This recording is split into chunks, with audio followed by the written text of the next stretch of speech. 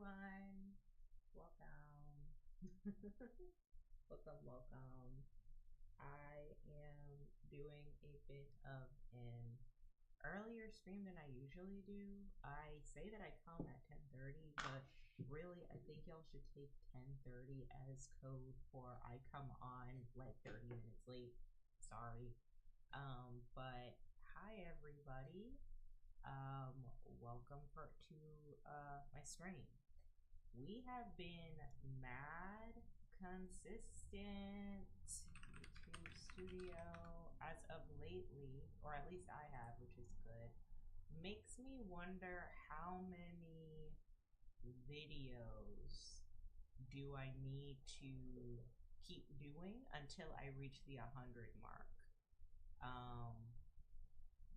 One of 30. So far, I believe I've done 30 videos of this. So I've done, wait, hold on. I've done 1, 2, 3, 4, 5, 6, 7, 8, 9, 10, 11, 12, 13, 14, 15, 16, 17, 18, 19, 20, 21, 22, 23, 24. Right now it's 25. So I've done 25 streams so far. Yay. I've done 25 streams, and then how much video content do I have? I have 59 videos? Okay, so that's like the 100th video then, right? 25 plus 59 is 100 videos? No, that's 84. Okay, so we're almost there. We're almost to the 100 video mark. When I hit the 100 video mark, I really got to decide which direction I want to go in. Meaning, should I start another channel strictly for my live streams and leave this channel a place where I post clips from my VODs? Or do I want to keep this as a live stream channel, start a new commentary channel where I can maintain consistency there? Do I want to start like my own little Exis does universe, cinematic universe, where I have a channel for my commentary, like my main channel, a channel for vlogging, a channel for streaming, you know, or do I just want to stay all in one spot? Like, I really have to decide where I'm gonna go in the next couple of videos or so. But so far I have 84 videos, which is good, and it's consistent, and yeah, I've just been consistently grinding, and the views are varied. It really depends on what I'm talking about in the season. However, it does look like for the most part I get over the 10 view mark, which is nice. I'm okay with that. I'm still a newbie streamer, so things are gonna look a little different for me. But yeah, I guess if I do this 20 more times, I'll have a more finite decision on what I need to be posting on here. Whether I should start a second channel where I post strictly live stream gaming content, and then this will just be my commentary channel, or whether I just do the pivot or rebrand on this channel in general. So how is everybody doing today? How are we doing? I hope we all are having a good week. My week has been pretty uneventful and boring. Recruiters are still reaching out for job opportunities, which is always nice, but also at the same time, I am just kind of weary about this job market. It's very difficult right now for everybody, and it feels like a really huge gaslight by a lot of corporate America trying to tell us that nothing's wrong with the current job market, when we all can so clearly see that it is getting more and more difficult to get a job as time passes. Unfortunately, we're in a very tumultuous time politically and just economically. I feel like with the tariffs happening, a lot of companies are getting nervous to see how much money they should be investing in their companies and how lean they can stretch their workforce. So we've been seeing a lot more layoffs. And honestly, we've been seeing a lot more outsourcing of jobs that would be traditionally held in America, especially when it comes to white collar jobs and white collar work. So, you know, it's just a very unfortunate phenomenon. It's a very unfortunate situation. I know the big argument when they started doing these mass layoffs was they're getting rid of DEI, they're cutting back in the name of efficiency, they're getting rid of DEI, and they're gonna go back to a meritocracy and start hiring people based off of the quality of their work, not the color of their skin or whatever type of bull crap they were trying to feed y'all to vote a certain way. That is not true, actually, and I've mentioned this before in one of my videos about me getting laid off for a second time. What's actually happening is a more nefarious version of DEI, where they are firing Americans, no matter like what color, what race, it doesn't matter. They're laying off Americans, and they're not hiring new people. They're not hiring Americans. They're outsourcing work overseas into countries like India, where it's cheaper, because they know that they could get the same amount of labor, probably even better quality work for significantly less. And so now they're trying to structure this indentured servitude format for a lot of foreign individuals, immigrants that are trying to come here to work, where unfortunately they get paid significantly less to work these jobs, while they let us go, the American citizens go, because they know that we're more costly and we're more expensive and we're going to demand more and we're not going to put up with much in the job force. So that's kind of what's happening. So there is no DEI issues happening in corporate America or tech.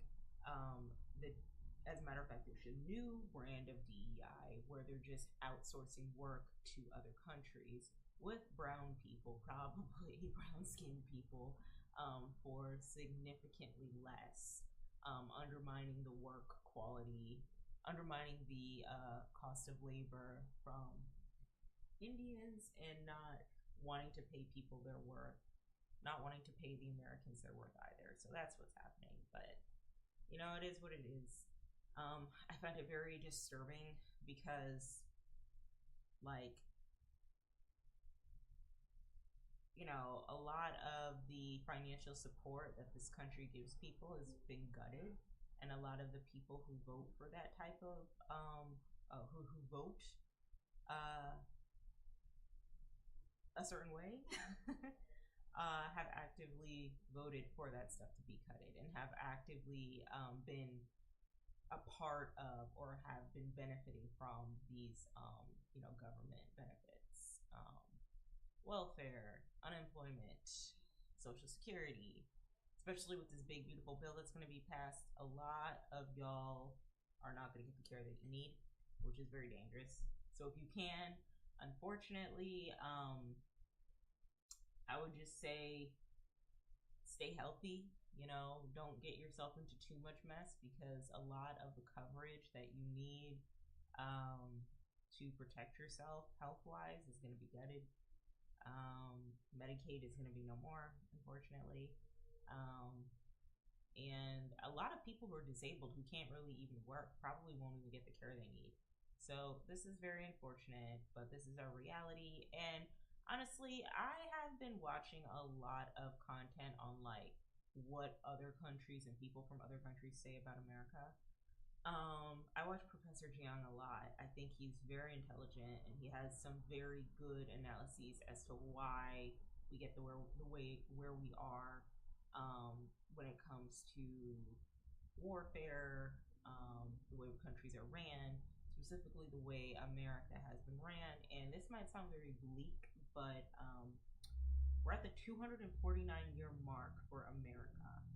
A society or an empire collapses every 300 years, right? So we're at 249. Yeah. So it's like 250 to 300 years.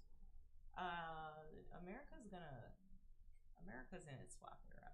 I'd say in the next 25 to 50 years, I wouldn't be surprised if America is not the big global superpower that they pipe themselves up to be. I wouldn't be surprised if countries like China took the reins on that. Maybe even Africa, because Africa is doing pretty well for themselves. I know that they came up on a couple billion after reclaiming some of their land that France, like some of their mining land that France was like taking from them. And it's just really, it's just, I can't even say it's unfortunate. I like at this point, I'm just like, it's been a long time coming. What I'm very worried about is the American people. I'm worried about us because we all don't want this, right? Like at the end of the day, it's like super old, wealthy boomers who are like 90, sitting in shit diapers, have no business working in politics and in like these executive CEO seats, who are still like hoarding all the wealth, with the exception of a few like super wealthy billionaires, and then it's us all fighting for our lives. So I'm not wishing for like the downfall of like the everyday average American citizen, but I am just watching with folded hands to wait and see how exactly America collapses, because it's coming, and it might not be as volatile and violent as like people think it might be. It might just be a lot of little separate instances that keep happening, but it's coming, and it's not gonna be pretty, and I don't know what America will become afterwards. But I do know that I don't think they're going to be the global superpower that they once were. And even looking at like some history on like America and how they became the global superpower, how they bolstered the idea of the dollar bill, right? And created like a fallacy out of the dollar bill and hyped it up, and seeing BRICS, Brazil, Russia, India, China, and South Africa all come together to try and make their own currency. I don't know how that's gonna work for Americans anymore. I've also seen a lot of people leave the country. Well, not a lot of people. People I don't know of personally. Some people that I know who have the means and resources are like moving out of the country. But I'm seeing like celebrities move out of the country, like Beyonce and Jay-Z are moving to the UK. Ellen DeGeneres moved to the UK. I see on my TikTok all the time regular people just saying, yeah, it's gonna get worse. You should probably move. And I am invested in moving. I just don't know where. I'm interested, honestly, because I'm just tired. I'm just tired. I can't do this shit anymore. I love, Atlanta down. I love Atlanta, Georgia down, and I love other parts of America too. And I do find the beauty of America is that to an extent we do still have some semblance of, free speech where we can say whatever we want. However, if you're working under a corporation and you say something that disrupts the flow of the corporation, or that disrupts the sponsorships that the corporation's getting, or the image that the corporation has, then you could be silenced or censored. But like, it doesn't look like you being unalived. You know what I mean? It's just like you might lose your job, or you might lose your YouTube channel, and at the end of the day, that sucks. But you can still rebuild it, But that's unfortunately, what it's looking like right now. Also, commentary on the like job market and how unfortunate it is for a bunch of millennials to kind of realize that, millennials and Gen Z to realize that the dream of us going to college and getting a good job and paying off all our bills is a lie. It's a lie. They lied to us. And we're starting to see the emergence of the creator economy, and how that is how they predict that that's going to bring in more money than the corporate white collar jobs.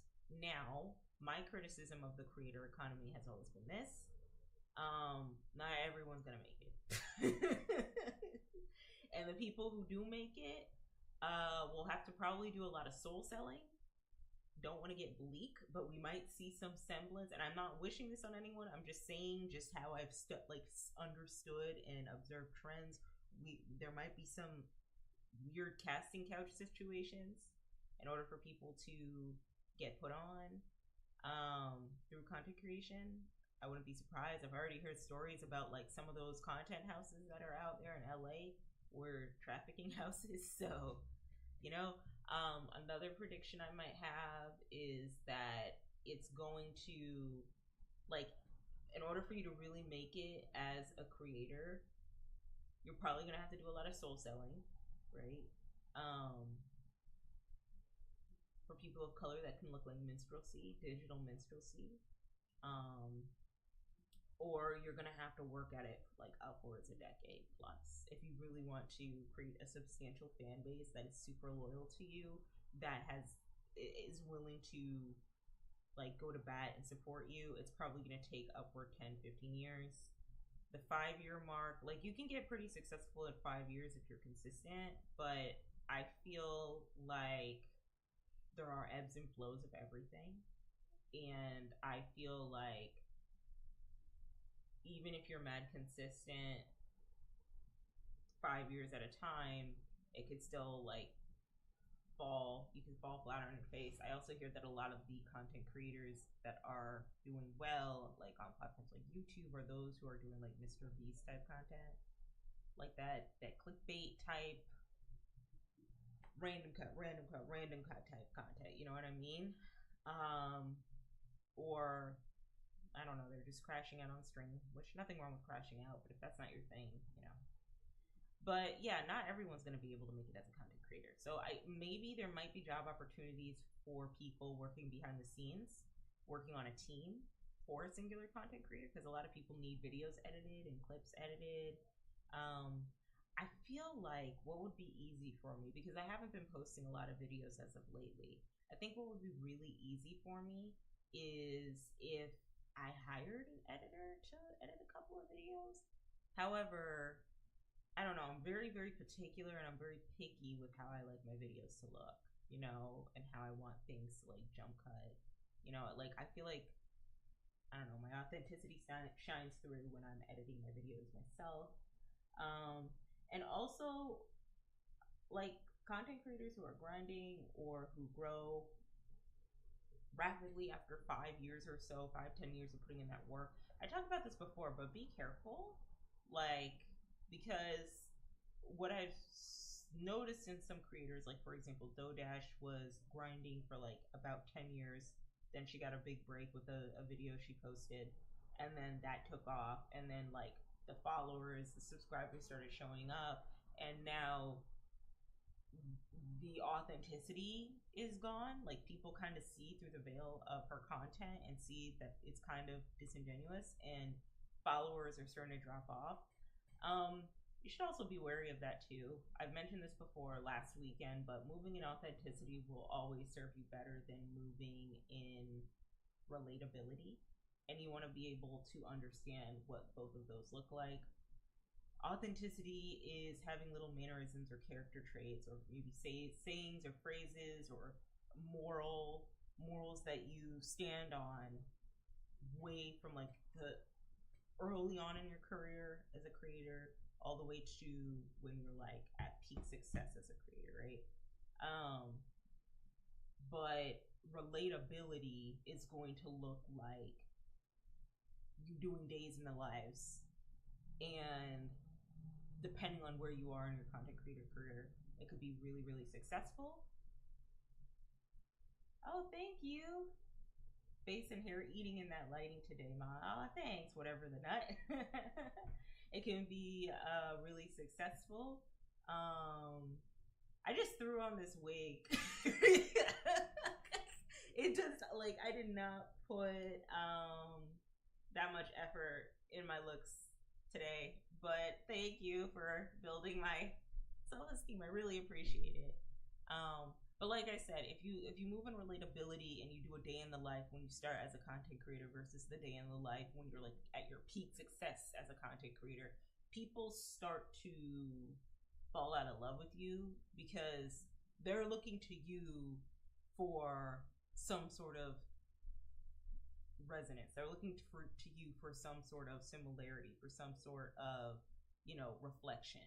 And when your day in the life, or when your everyday lifestyle no longer reflects theirs, people, don't might not enjoy that. People might resent you for it. And then when you start complaining, when you start telling 9 to 5 people to quit their jobs, which I'm pretty sure DoorDash was telling people, like, you need to quit your job now and be a content creator. No, you don't. No. Listen to me. Listen to Access with her little 647 subscribers on YouTube and her 8 followers on Twitch. Okay? Don't quit your job. Don't quit your job. Don't quit your 9 to 5. If anything, get into content creation and do your 9 to 5. And then do your content creation consistently. And then when it gets to the point where you can live comfortably off of content creation, treat your 9 to 5 as a stream of income. Do not quit your 9 to 5 and put all gung ho boots on the ground in the content creation. It never works out in the way that you think. You're gonna end up, in a place where DoorDash is right now, where she's like struggling to get traction and she's selling natural hair care products and she doesn't even have the product ready for pre-order. So like, just don't. Keep your 9 to 5. Not only that, a 9 to 5 can give you content to talk about. So just keep your 9 to 5. Keep your 9 to 5. And move your 9 to 5. Shift your 9 to 5 in a way where it can be a stream of income, not a like main viable source of your income. That's the goal for me. Because I don't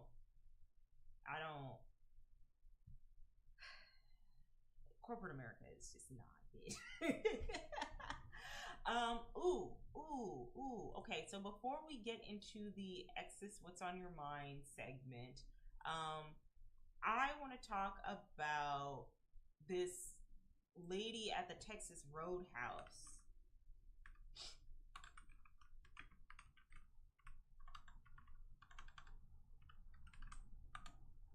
Because apparently something happened with this woman at the holy moly, something happened to this woman at the Texas Roadhouse where there were staples in her food. So hopefully I can find the video. Hold on. Let me go back to the web camera.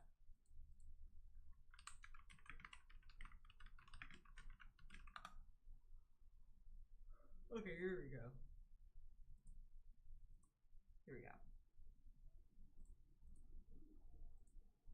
Okay, so you see this mess?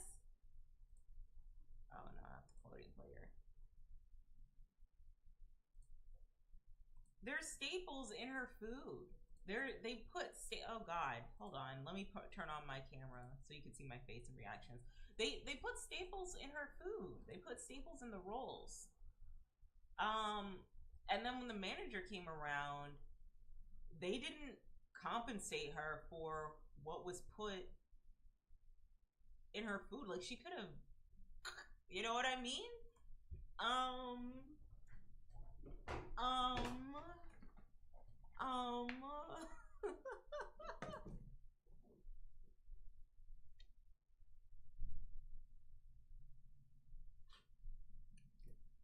What are we doing?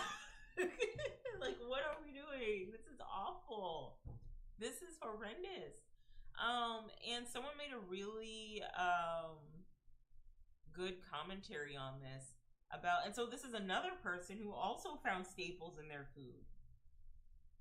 I don't know what is going on with the Texas Roadhouse where like people are just smuggling staples into bread. But someone made a really excellent commentary on how corporate America and institutions like, well, I wouldn't call Texas Roadhouse an institution, but like, you know, management not really responding in a way to compensate the people who have staples put in their food, is just like a trauma response for what happens when you are working in corporate America. Like, what happens to you and like basically your essence and your morality you know, the manager did that, and the manager didn't want to compensate her, because as soon as she did, if she did compensate her for anything of the sort, that's a liability. That's not only a liability on her, but that's also a liability on the company. And like, you know, as the customer should, as the consumer should, they could potentially sue. And so now, you being a manager, you have to be the bad guy, unfortunately, and you have to circumvent any way that this company won't be held liable for something that was done at their institution, which is horrendous if you think about it. Like, that's actually terrible. Like, you in management are having to defend an institution and a company that could probably lay you off in the next day with no 2 weeks notice, no support whatsoever, just lay you off. And you are put in a position where you have to defend the company. I remember my last job that I worked, you know, I would be critical of some of the decisions that the company would make. And my boss and the other worker would be, well, it's what makes the business money. They're trying to cut back costs because they're trying to save money. And it's just like, yeah, that's true. That's kind of the mindset you have to have when you're working closely with like corporate America clients and whatever. But like, at what cost? You know, like your morals and your values are compromised for a salary that could be disposed of in like less than 24 hours. And that's just so gut-wrenching and unfortunate that people don't want to defend and protect these institutions, but people are so desperate now, they need anything to pay the bills, that they're ending up being the shitbags that defend these institutions when they are so clearly wrong. I also think about that Disney World situation where first of all, sidebar about Disney World. Disney World has gotten sloppy since I used to work there in 2014. Disney World used to be that girl when it came to guest relations, hospitality, theme, professionalism. Disney World was that girl. I don't know what happened between 2014 and now, but they are horrendous. They are horrible. The horror stories I hear, specifically the one about the woman who had an allergic reaction to one of their food and ended up passing away. But prior to eating the food, she had asked if there were specialty, like allergy friendly foods that she could eat, or if they could make the food in a way where it was, you know, more allergy friendly, because I guess she had a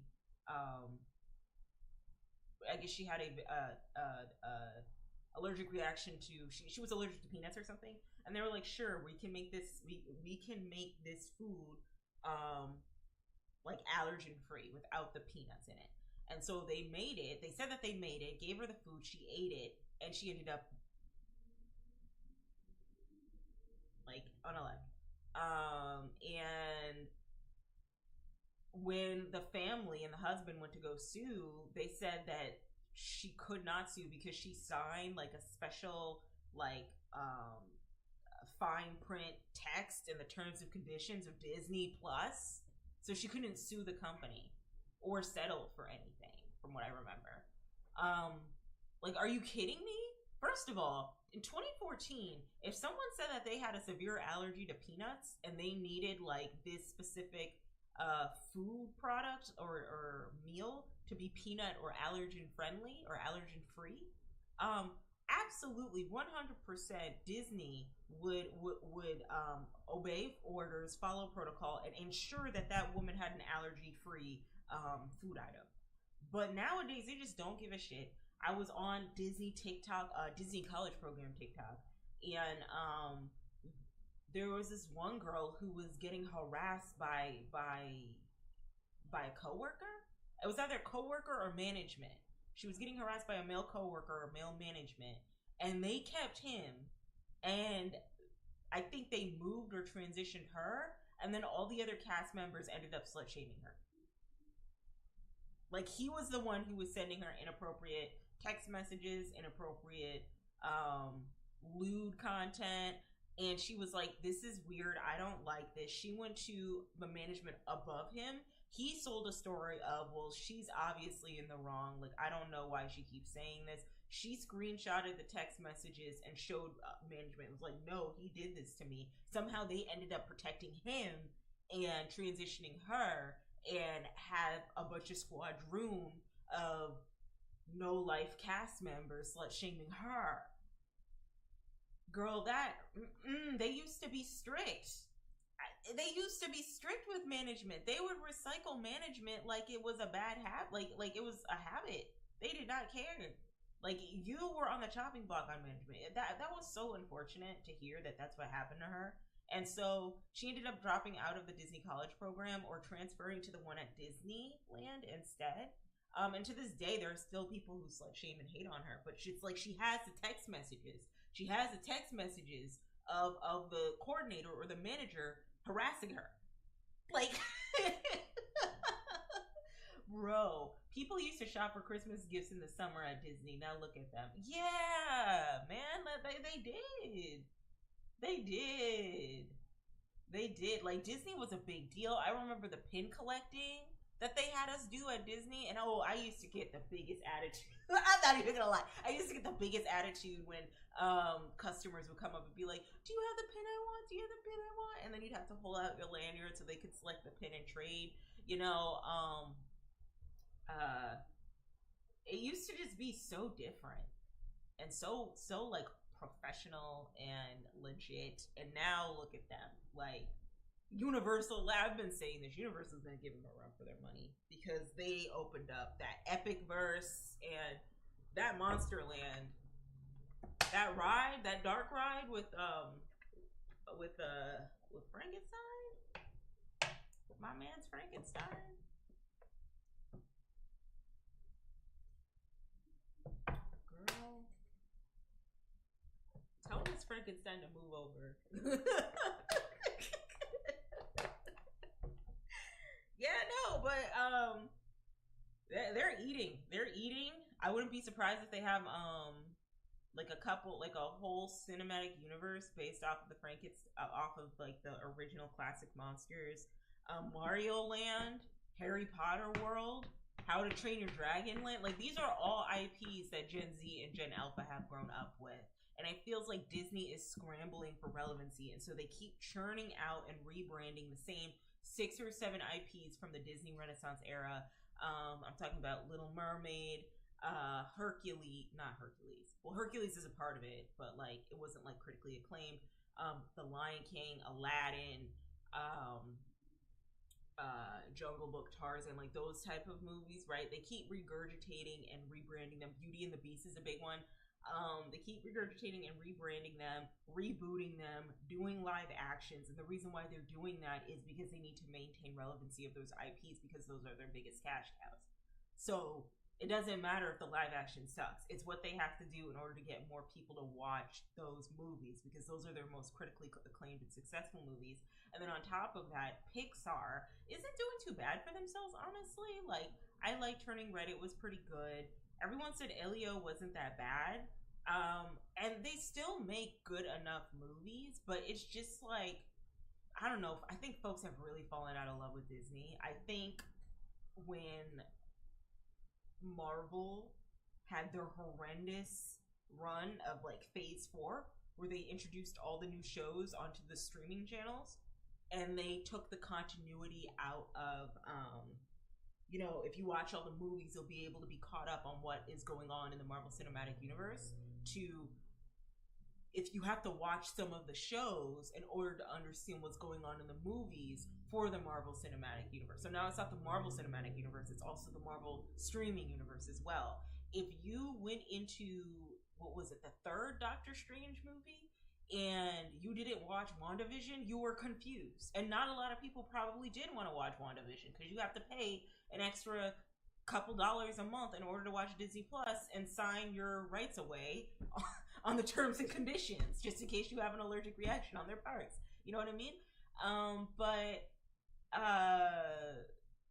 it's just very, very unfortunate that, you know, phase 4 turned out the way it did. And I think people slowly but surely started to realize that Disney kind of destroys a lot of the IPs that they sink their claws into, which is true. They do that. They did it, and it wasn't just Marvel. I think when nerd culture got popular and a lot of like dude bros got invested into Marvel, like that's when they started to realize, oh, Disney's kind of crappy.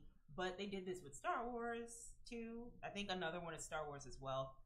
But they also did this with like High School Musical. I remember the era of High School Musical, how they kept churning out High School Musical content, High School Musical merchandise, High School Musical movies. Zac Efron's, Vanessa Hudgens, Corbin Bleu, that whole Monique, I think was her name. That crew was working. Okay, during the High School Musical raid. And then we had the Disney Channel Factory with the Teeny Boppers, with Selena Gomez, Demi Lovato, Ryan Debbie, I think is her name, Debbie Ryan, and then Zendaya, Hannah Montana, Miley Cyrus, Raven Simone, like they worked Miley like a dog on tour over and over constantly at the age of 12, 14, and then simultaneously slut shaming her because her like 18-year-old some 18-year-old groomer was like posting nudes of her online, like so not only is she getting pressured by the network to keep going on these tours before the age of 18, but you also have like a bunch of fully grown adults slut shaming her because an 18-year-old man posted inappropriate pictures of a 14-year-old online. Crazy.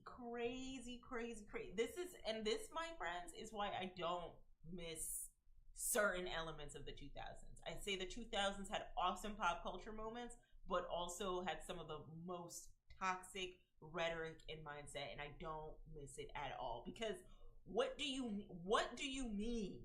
Like nowadays, that wouldn't even pass. We would say full stop.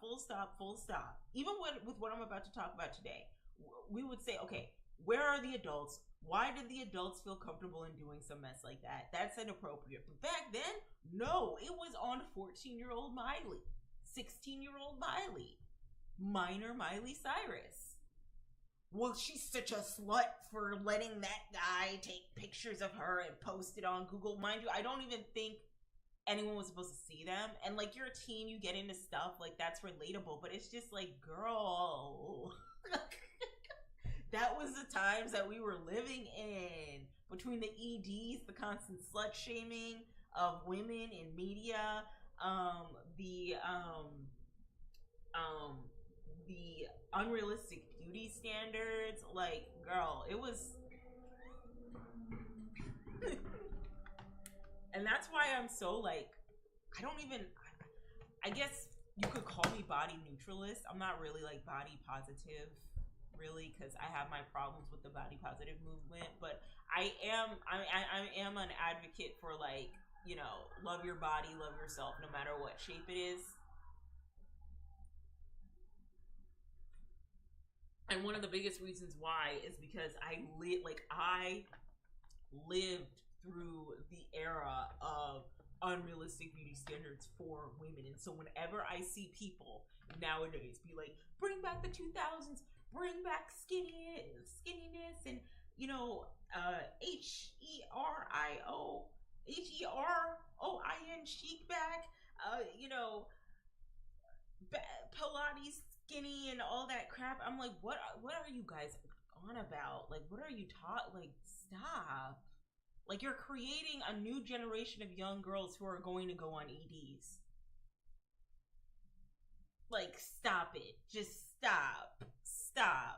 It's not even like you don't know better. You do know you know better. You just don't want to do better. I'm disappointed. Anyway, welcome, guys, to this new segment, or this reoccurring segment that I have called Hey Exes, What's on Your Mind? And this is a collection of unhinged thoughts that I have had during this past week, normally dibbling and dabbling into stuff like pop culture, media I've been consuming, movies I've been watching, commentary I have on music. This is the time where I take out of my day to talk to y'all about. And so let's get into some things. Let's talk about some of the thoughts that I have, all right? So Number one. All my friends are at that Dragoncon this weekend, and I'm sad. I'm very, very sad. I miss my friends. Dragoncon, I started going in like 2016, so that was 10 years ago, and I'm 31, so I guess when I was like 21, 22 years old, I started going. And I had the time of my life. I will say about Dragoncon, it is a party convention. Okay, it's like spring break for nerds. Okay, I don't know if it's as reckless as it was back then. The last time I went, which was last year, I noticed that security was very like standoffish. Like they were really trying to like push people in a certain direction this time around. But it's always a very big convention. It's always really, really fun. And I think my mistake was that I stayed at the Cortland Grand Host Hotel, which is nice and intimate if like you're trying to have like a really quiet time at the convention, like you're trying to stay away from the party scene. Me, I like to be in the heart of the party. Okay, the heart of the party. So I much rather want to stay at like Hilton or the Marriott or like one of those at the Hyatt. I'd want to stay at those. I wouldn't really want to stay at the Cortland Grand next time. The host, like the main host hotel, has always been the Marriott Marquis. And you know, Dragoncon, as always, is hosted in Atlanta, Georgia, and it's all throughout the heart of Atlanta. And it's such a fun time. It's very awesome. There's this sushi place I go to at the food court called Yummy Yummy Sushi, where I just like stock up on a buttload of sushi. I always carry a spiked drink of meat with me of lemonade and some sort of like clear alcoholic beverage. Maybe it might be vodka or tequila. And here's the thing, okay? Listen. Okay, I'm gonna put you on some game. Okay? If you try this hack, just know that X's told this to you, okay? All right. What you gotta do to ensure that you're gonna be well fed and well lit at Dragoncon, okay? You're gonna go to Publix. You're gonna get a chicken tender sub or whatever sub of choice, all right? Whole thing, not half, whole, all right? You're gonna get a Ziploc bag. You're gonna get like one of those meal combos, right? So get the whole sub, get like a meal combo of like chips. Then you're gonna get the drink that comes with it. Pink lemonade, regular lemonade, I don't care, pick your poison, okay? You're gonna buy that. Then you're gonna get a Ziploc bag. You're gonna create a snack pack, okay? It's gonna be a chicken tender sub. It's gonna be a bag of chips.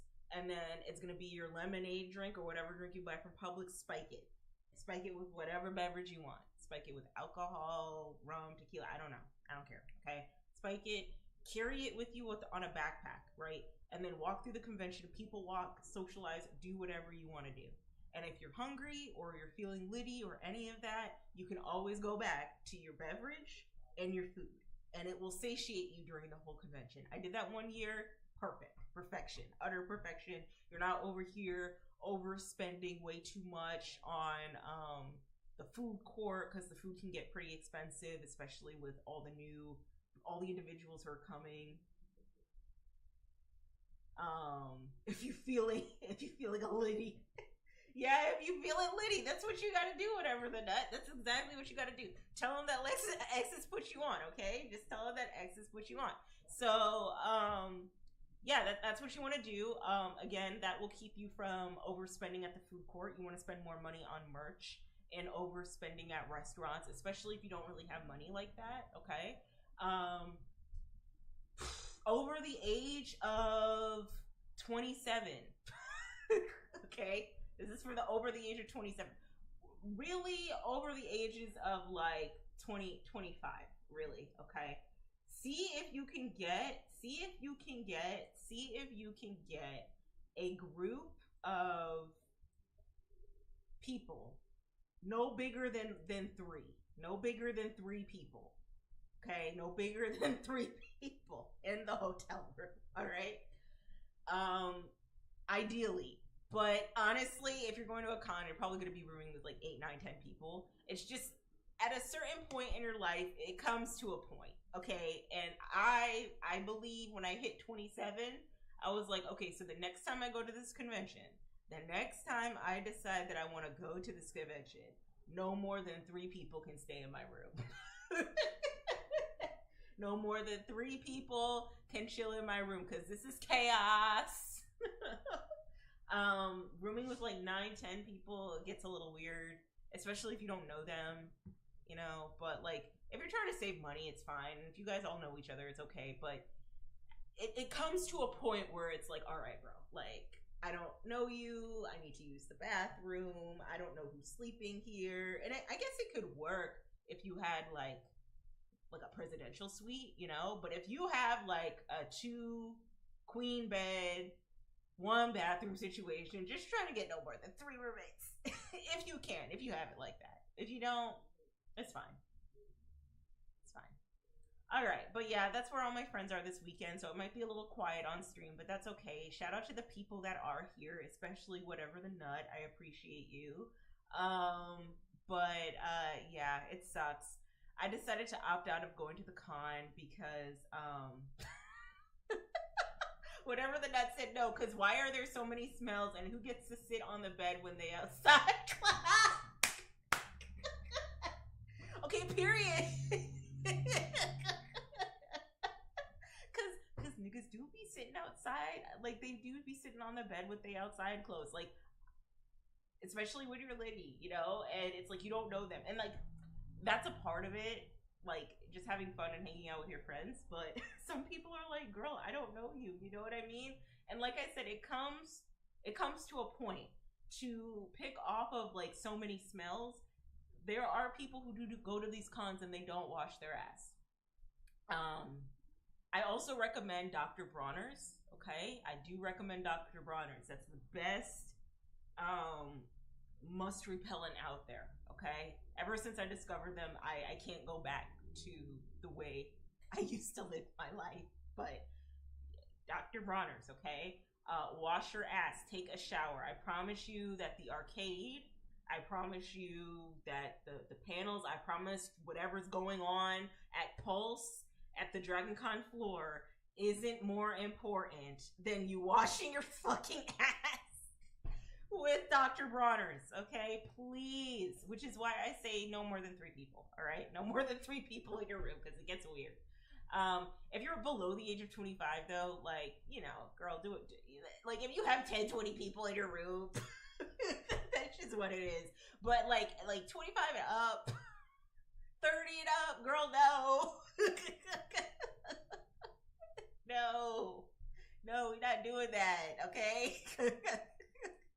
Some people do it, and it's fine. They know each other, but, like, some people are, like, too grown for that. Yeah, exactly. My dream is to get a hotel at the Marriott, room with, like, my partner and maybe, like, another couple, and then just, like, keep it at that. Or if he doesn't want to go, just find 3 of my closest friends, maybe my old roommates and another friend to room with, and we'll be good. But you won't catch me with like 7, 8 people staying in my room, sleeping in my room. You might catch me with like 7 or 8 people like chilling in my room for a party, but sleeping? No, girl. No. Too grown for that. Too grown for that. I agree, whatever that. All right, so yeah, I'm not here this year. Unfortunately, I don't have the funds this year. You know, things have been very rocky. I lost my job, so hopefully next year I'll be well prepared. But it's starting to feel like a cycle. Like every 12 months, I just get laid off. So honestly, at this point, next job I get, I'm gonna expect it. Maybe it'll be a contract where I won't have to do too much because I'm a contract worker, and I'm gonna just do my thing. I'm gonna just like extort the company for their resources, let them let me go and move on. All right, moving on to other stuff. So, look what I finished, guys. I saw it said last week that I was reading these 2 books, so I have officially finished Bunny, the book by Mona Awad, and Batman the Imposter. So very quickly, the Bunny book, Bunny by Mona Awad. Okay. Couple of things. I was hearing a bunch of mixed reviews on TikTok and on Amazon where some people were like, I didn't really like the writing because it gave like millennial cringe. And to that I say, like, a lot of y'all are ageist as fuck. Like, a lot, especially some of y'all Gen Z, not to clock y'all Gen Z very quickly, but I'm gonna just clock, okay? Y'all act like you won't be 30 in less than 5 years. Like, a lot of y'all act like that. Or you won't be 30 in like 10 years.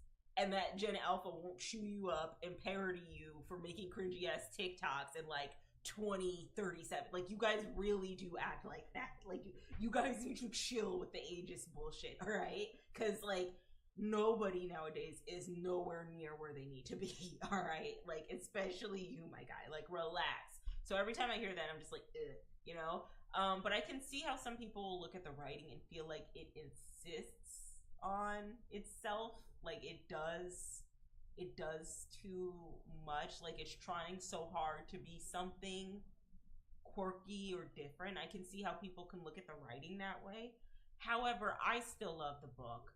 I still love the concept. It was very good. I also noticed that some people critiquing the book, it felt like people needed some semblance of like hand holding when reading the book, when they said that they were confused by what was going on, which I believe is what's been happening with a lot of books currently, where it's a lot of tell not show, even though the saying is show not tell. Like, they have to tell you every little thing that's going on for you to understand. Some people like that, some people don't. It's completely up to them. But I liked Buddy. I liked the quirkiness of it. I liked the plot twist at the very end. And I even made like some notes. I can read the notes to you guys about like some of the theories I had about Bunny. I had like a little book club regroup about like some of the themes. So without spoiling it too much, or do I want to spoil? So let me say a couple of themes. I think queer-coded undertones of female friendships, because in this book, the main character, Samantha, she really looks up to her friend Ava, and like she almost feels awful that she is spending so much time hanging out with the bunnies in lieu of spending time with Ava. Someone on TikTok had said that everything that she's going through might be a version of psychosis, and a way for this woman to deal with her own traumas is to, you know, create a facade of these women that she calls the bunnies in her creative writing class, and then excuse me, create the idea of her best friend Ava in her own mind. There was also a lot of themes of like pretentious Northeastern grad school students. So Smacky, excuse me, the main character Smacky is going to this 1 minute.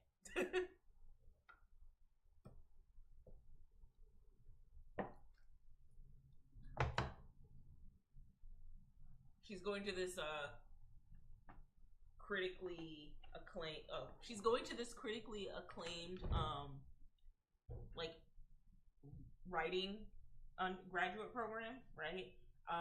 In the Northeast. I would imagine in a city. In my mind, the city I have in my mind is probably like New York City, right? In my mind, right? She's going to this pretentious Northeastern grad school, but there's constant like descriptions of how brutal and violent the reality of the city that said school is in, and just like the balance of it all, like these pretentious students and their like super wealthy and privileged life versus how brutal the real world is for a lot of people who don't have the privilege of going to this grad school, and just like how dangerous it is in the outskirts outside of the grad school in the city, how there's constant crime everywhere, people are getting beheaded left and right.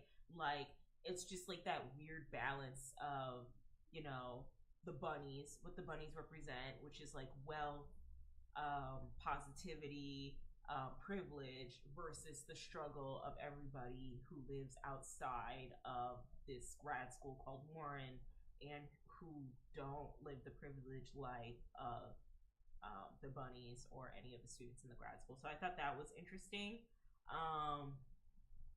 Ava as a reflection of what Samantha wishes she could be but isn't. So again, I feel like there's a bit of like a homoerotic crush with Ava and Smacky. And I feel as if the reason why she like Samantha Smacky gets very offended when Ava doesn't respond to her or feels like tethered when it comes to dealing with the bunnies and then wanting to hang out with Ava is because and how Ava moves in the world is because Ava's very confident and says exactly what's on her mind and Smacky isn't. I also said that the bunnies are a reflection of what Samantha thinks she needs but never gets access to, which is like wealth and resources. The bunnies are wealth and resources for Samantha, and that's never what Smacky gets or what she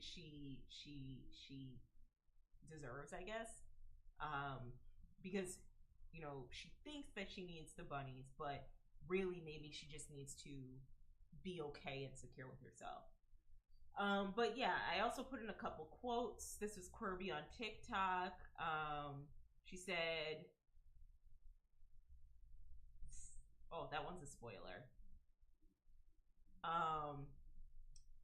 Okay, so Simone at Balloon Breath had a very good commentary where she was talking about how this whole concept of the book was about how writers create fantasies and create characters in their head, but when you peer closely at what these characters represent or what these characters mean, you can kind of see cracks within them in their attempts of creating the perfect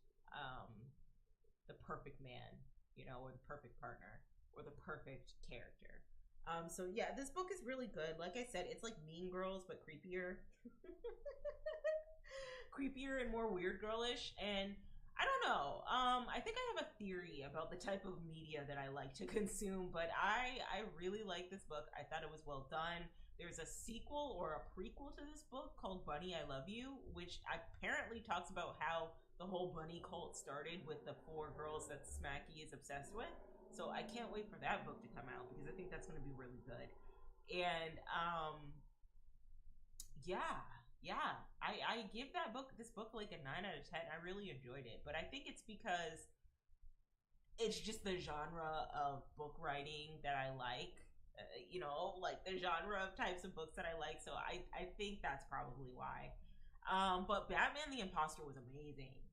It was amazing, and I do not usually like Batman. I don't like Batman. I don't fuck with Batman. I find Batman to be that annoying. And I had the time of my life reading Batman the Imposter. First of all,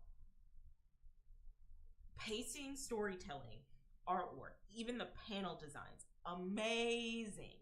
Amazing. Very well done. Very creative in how they took a stab at different panel designs. Very, very well done. Inking, gorgeous. I feel like Batman is a type of character. For those of y'all who don't know what inking means, it's when comic books, they have like you have the penciler, you have the inkers. It's this stuff. People who like ink out the pencil designs for the comic. And so you'll see a lot of like blacks and whites and uses of negative space. Love that, love that, love that. And so very, very well done here. Inking, beautiful. Writing, nice. I was surprised because they actually tackled a plot hole or an issue I've had with Batman for years. I don't know if this is canon or not, but my whole issue about Batman, the older I get, the more I learn about my disdain for billionaires. I always ask, like, why is this man running around in a suit in Gotham, where it's crime-ridden, where people are desperate for money and resources, probably having to resort to crime because they have no choice, and he's over here, a billionaire with a bat cave and with bat mobiles and bat everything, right? And just wreaking havoc on these innocent civilians trying to just survive. When he could just use his billions of dollars, give his money away, and help his community that way, decrease the amount of poverty that's in Gotham.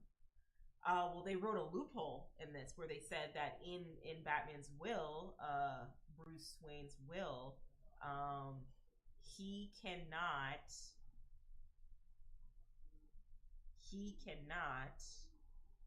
He only gets $1 million.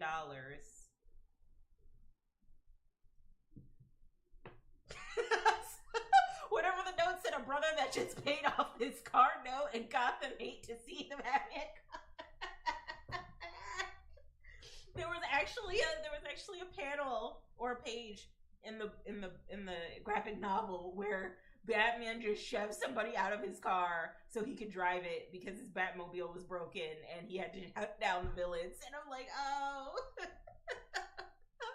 that man is just trying to work his 9 to 5, girl. What are you doing, Bruce?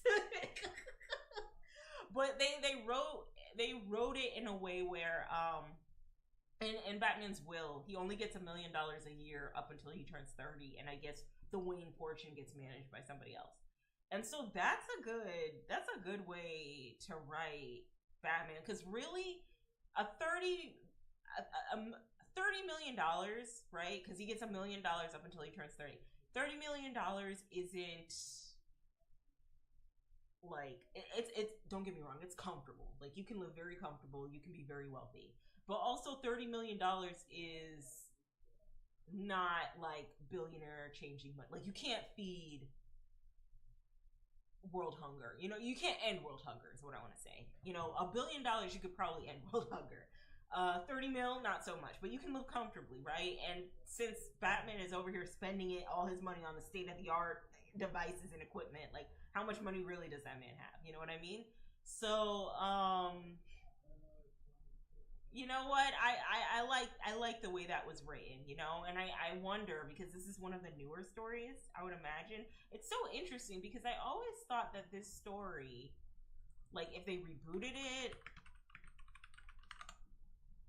but no, this is like one of the newer stories from what I understand. Like I said, very beautiful, just like the way they handle the inks. You see this? It's just very, very, very well done.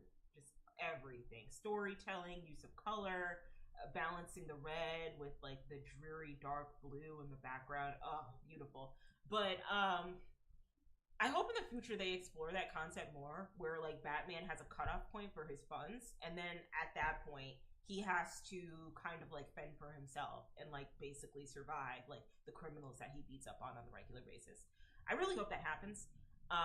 That's a creative way to write him, because, you know, I be looking at villains like Poison Ivy, who's trying to end climate change, really, or making an awful toxic attempt at ending climate change. And I'm like, well, girl, like, she kind of has a point, you know what I mean? Like, you over here with your state-of-the-art Batmobile, Bat bike,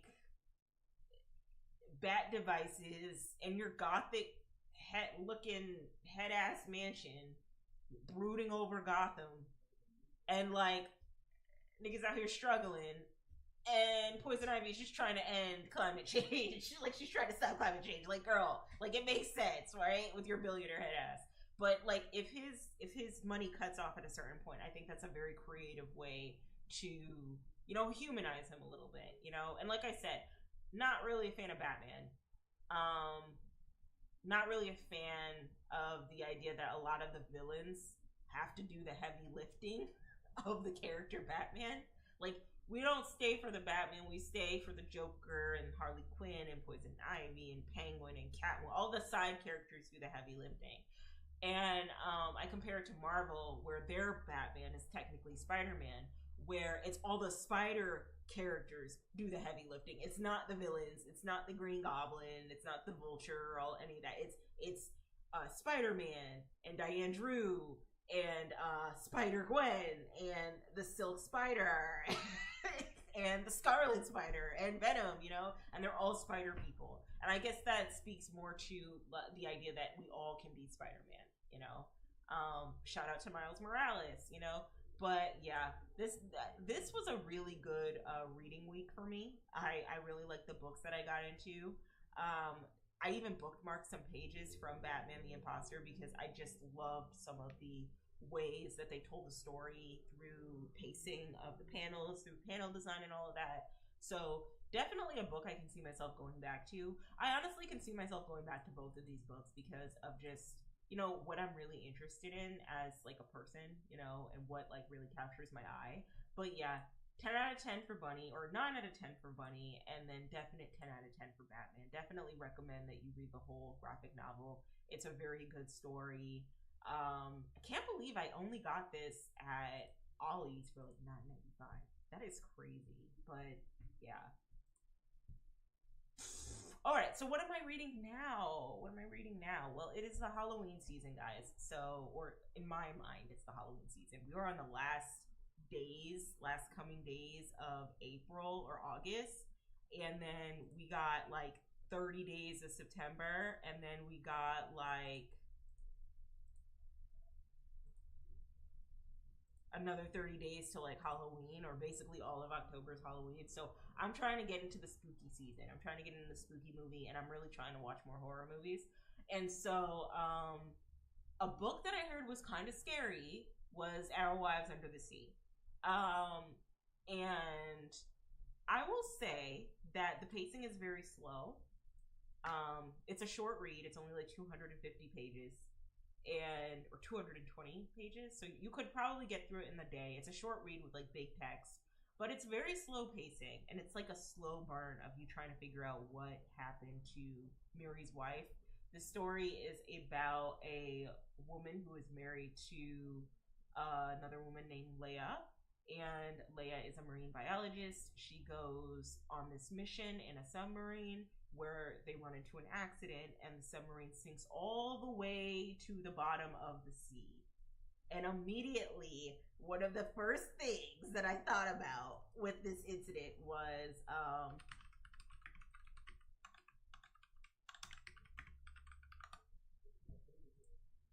let me share it. This is the first thing I thought about was Ocean Gate, girl. And all the people, rest in peace to all the people who lost their lives, especially the 19-year-old son. He had no 19-year-old has no business going to the depths, like underwater, very bottom. Like, what do you mean? But like, this is the first thing I thought about, girl. Is this submersible?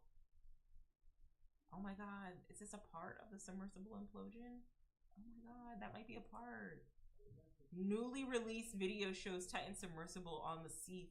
Oh my God. This is why. Okay, listen, y'all. Like sidebar. Okay, don't fuck with the ocean. Just stop fucking with the ocean.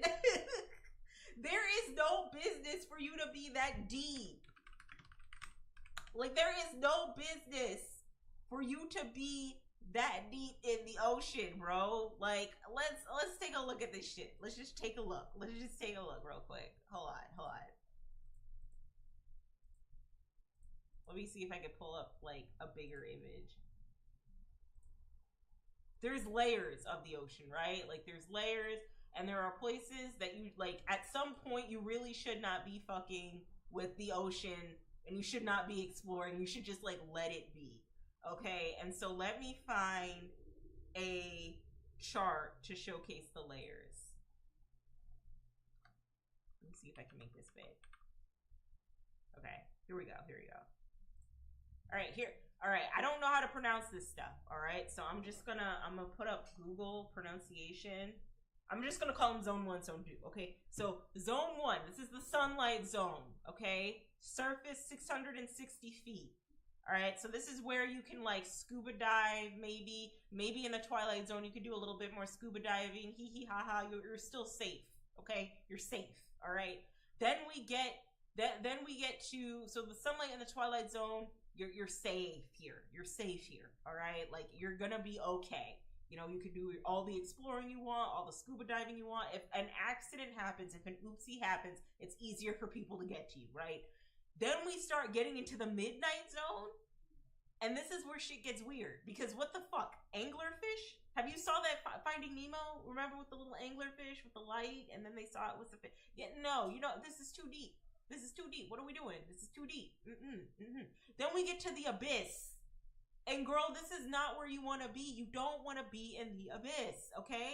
Like, especially if you're not like a qualified marine biologist or you haven't swam before. So very quickly, going back to this book, Leia is on a mission undersea where she has to, they're doing their exploration, and the communication shuts off in their submarine. So I don't even think that they were supposed to go that deep. Like, they weren't going to reach the bottom of the sea anyway. The communications and the technology shut off in the submarine, and they sunk all the way to the bottom.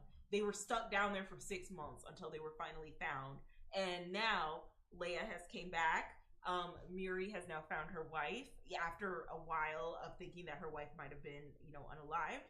And now Miri is trying to pick up the pieces of what she once knew her wife to be, Leia, and her dealing with the trauma or whatever weird phenomenon is going on with her wife, Leia, after the tragedy of her being stuck underwater at the bottom of the ocean floor for about 6 months. It's very interesting. I have some theories because, like, Leia's doing like weird stuff. She's turning on the tap water. She doesn't want to eat as much anymore. She doesn't like the feeling of clothes. They feel uncomfortable to her. Her toenail had peeled off. She's acting very distant. Like, she's not acting like her normal self.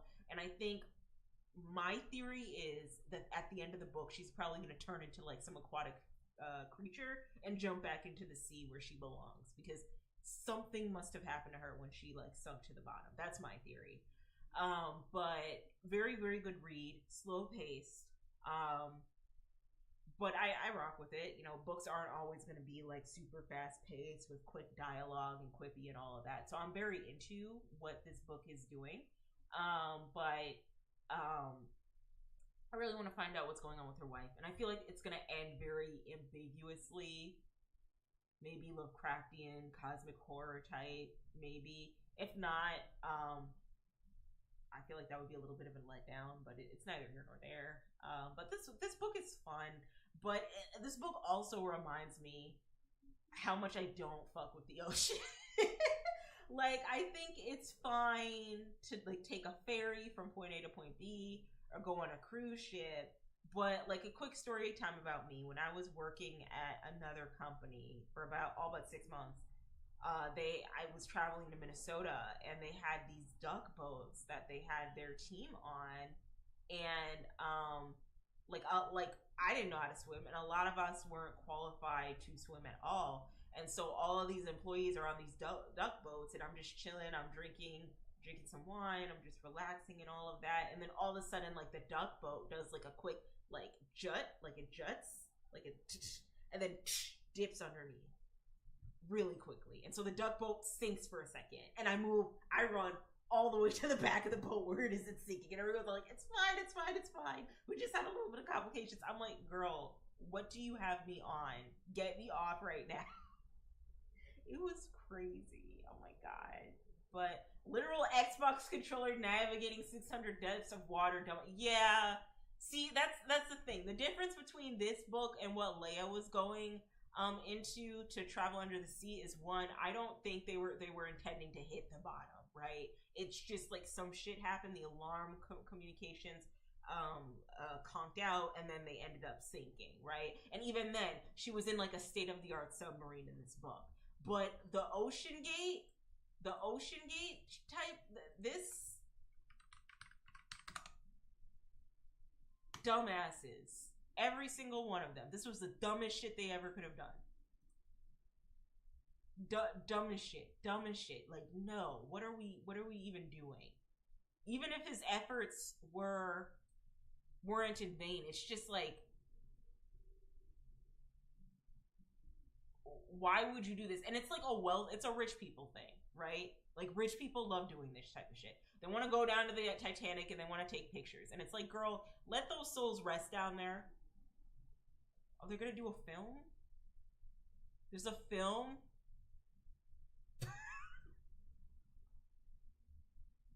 Y'all are going to learn to stop fucking with the ocean. Okay? Y'all are going to learn to stop fucking with the ocean and stop fucking with the oceans with sheer audacity and ignorance. Because, like whatever the nut said, an Xbox controller? Are you fucking kidding me? Like, come on. So, yeah. Love this book. Slow pacing. I fuck with it. I am gonna start reading the new X-Men. I got the first volume. Apparently, there's 2 volumes to the book. And I really want to get into the X-Men. I feel like I have always been more of like an X-Men girly than an Avengers girly. So I've heard this is a great place to start with the new X-Men. I have the book. I'm going to start reading it. I think it's going to be really good. It's going to be a really good story. I'm invested in it. And from what I understand, Emma Frost is a part of the squad now. So yeah. So I can be well versed in my X-Men lore before the new phase of the X-Men starts up. Which I don't even know how that's gonna do with Marvel and Disney. I really want like a new cast of characters. I know Keke Palmer. They're eyeing her for a specific role for the X-Men. Some people say it's Rogue. I can honestly see her as Storm because Keke Palmer carries the likeness of Angela Bassett. Let me pull up Angela Bassett real quick. And Aquila and the Bee. This lady, very talented actress, very talented, beautiful actress. And Keke Palmer carries after her a lot. Like they share similar like traits. And so I believe Angela Bassett was going to be Storm in the X-Men movie. But they gave it to Halle Berry. So if Keke Palmer is Storm, I think that will be fun. I think she could execute that role very well. I also think she could do Rogue, but honestly, I can't deal with the amount of trolling that people do and the bullying that people do when Black characters get casted as canonically white characters, especially if it's like D-list characters that nobody actually gave a fuck about. I get really annoyed by that. So if they wanted to keep her as Storm or Mystique, you know, I would be okay with that. But like, we're gonna have to wait and see. I know that I do not want Hugh Jackman back as Wolverine. Absolutely not. No. I would like to see Lindsay Lohan as Jean Grey. All right, don't at me. Like, I just think that would be a cool concept to see her as Jean Grey. Okay. And I don't know. For some reason I want Margaret Qualley and Sophia Thatcher in the X-Men universe as well. But we'll have to see. Honestly, Marvel hasn't been doing very well with their movies as of lately. Like, Fantastic Four was good, but I don't know. It's just like Marvel has lost its shine. But yeah, we'll have to see how that comic does for me. All right, so here's a lot of the media that I've consumed this week. Okay, so the 2 scary movies I watched were Seed of Chucky and Jennifer's Body. Seed of Chucky was unnecessary but camp and very creative, especially them breaking the 4th wall with Jennifer Tilly. I hope that's her name. I hope I said her name right. I'm pretty sure it's Jennifer Tilly. Yeah, Jennifer Tilly, right? Especially the ending where she, like, I guess Tiffany consumes she consumes the soul of Jennifer Tilly. And then I think in the Chucky series, Jennifer Tilly makes a guest appearance with the kids that are now humans, right? In this movie, Chucky and Tiffany have a baby named Glenn or Glinda, which already we can talk about the non-binary themes of that and the non-binary codeness of that. Like, that's okay. But also, like, this doll is ugly as fuck, bro. Like, respectfully, this doll is, like, ugly. Like, oh my god. But then in the series, you see them come back as, like, actual humans. You have Glinda and Glenn. So I like how the series kind of continued the lore of Chucky. I thought that was pretty creative. And you know, it was kind of corny. I think Elephant Man was in it. I don't know why, but you know, it was what it was, and it was fun, and I liked it. Nowhere near the Bride of Chucky and the iconic moments that Jennifer Tilly had, but it did what it needed to do, I guess. I might get into the Chucky series just because I can. But yeah, so far so good. I had a fun time watching it. I also watched Jennifer's Body for the umpteenth time. I really love Jennifer's Body. I love, love, love Jennifer's Body. I think it's a great movie. I think it's very creative. I think it's unfortunate that it like did not do well at the box office because they were leaning very heavily, or they were advertising it as if it was going to be like softcore corn of Jennifer or Megan Fox, but it wasn't that. I love this movie so much. I think I might have to buy the hard copy DVD, just because of all the themes they talk about, like with Megan Fox's character Jennifer, and how she basically it's an allegory for grape. Like she got raped by the band who was trying to sacrifice the soul of a virgin in order to be successful, and because she was already sexually promiscuous, she ended up turning into a man-eating demon. Which, like, yes, like, like that's what you get. And then even down to the very ending when Amanda Seyfried's character, Moody, goes and seeks revenge on her friend Jennifer by unaliving the whole entire band. Spoiler, but like not really.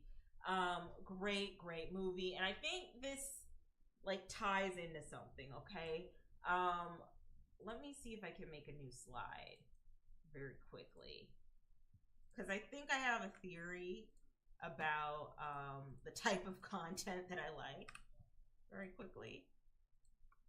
So let me do a web camera. I think I've discovered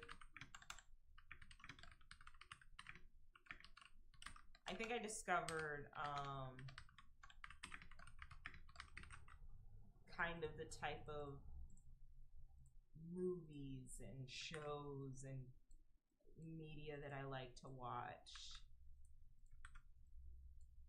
So let me make this big, and then let me pull in one more like weird girl movie series that I actually really like.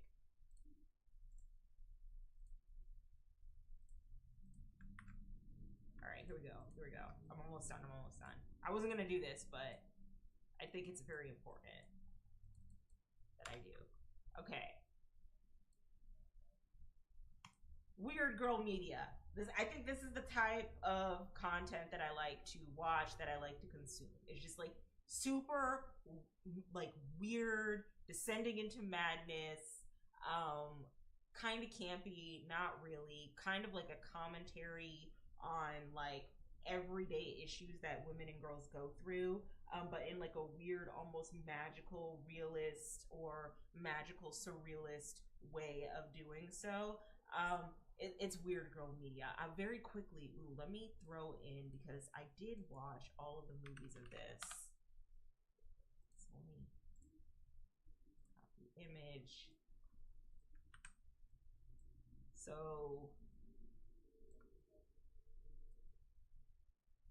I threw in Pearl, because Pearl's a very, and I think just Pearl exclusively, Pearl and maybe X, but the third movie not so much. The third movie was doing too much. But like I like weird. I like horror movies and weird abstract thriller movies about weird women descending into madness, female rage, angry at the world, and channel it in several different ways. I love it. I love it. I need to read more books about it. I need to watch more movies on it. I just really like that type of theme of content for myself. I think it's very cool. It's interesting. I think that we need more female horror directors, honestly. Like, and what's interesting, I think Diablo Cody, I don't even know if she is, hold on. I don't even know if she is like a horror director like that, as much as she just like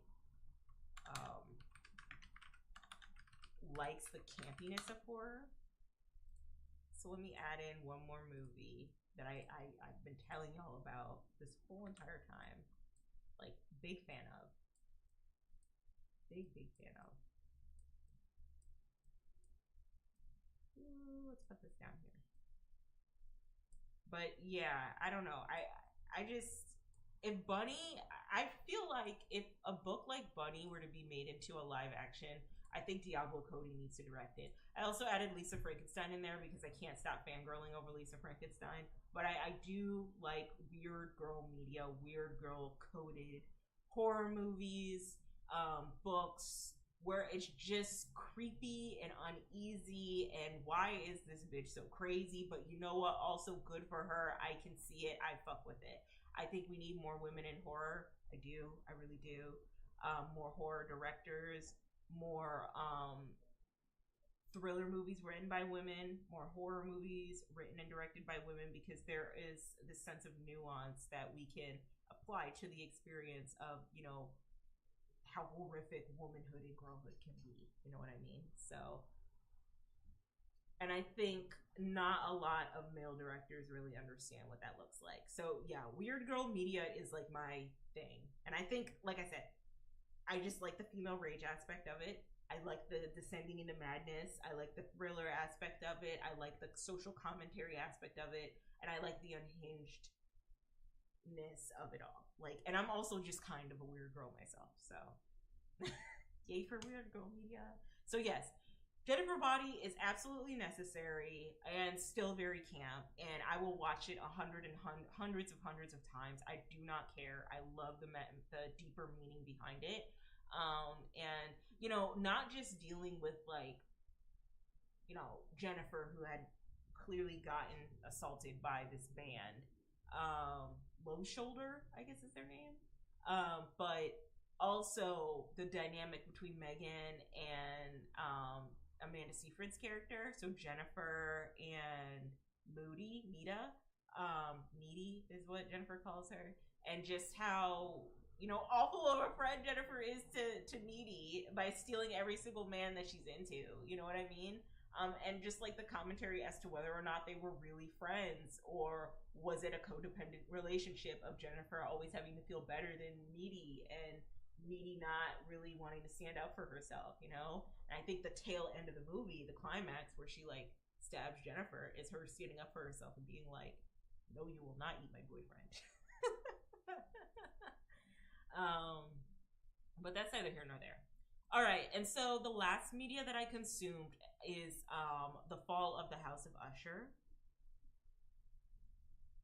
Complete brain reset. I know I'm like 2 years too late. I know I'm 2 years too late. But this series, oh my god. And I was so afraid to watch this series because of how everyone was carrying on about the rave episode. And I'm not gonna lie, the rave episode, this is like the first or second episode of the series, and like everybody dies at like this sex party. Because acid rains on top of them, right? And it burns them alive. It was weird. It was scary. I'm not gonna lie. I was a little freaked out. But oh my god, Mike Flanagan, the genius you are when it comes to horror. I genuinely believe that Mike Flanagan is the girl that Ryan Murphy wishes she was. Like, I really do. I do believe, like, Ryan Murphy, for those of y'all who don't know, Ryan Murphy is responsible for American Horror Story. And here's the thing. Right? It is Ryan Murphy. Yeah. He's responsible for American Horror Story seasons, right? And American Horror Story hasn't been good. Like, let's just be real, girl. Like, here are all the seasons, okay? I dropped off after Roanoke. I couldn't get into it. I couldn't get into Cult. When they started doing the Coven shit again, I was like, girl, no. And then 1984, I heard, was just okay. And then they had the double feature with, like, the aliens and whatever else, and then they moved to American Horror Stories, and then they moved to another scary media. It was, I didn't watch Hotel. I watched Freak Show. I watched Roanoke. I watched Asylum. I watched Coven. Coven was one of my favorites. I watched.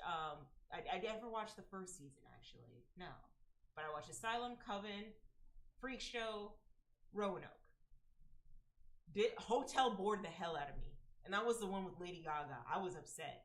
I was like, this is not a good use of your Lady Gaga. Like, this is not how you use Lady Gaga, sir. And then Apocalypse was just Coven again. And then 1984 could have been creative, but I don't think they hit it the way it needed to. And then Cult.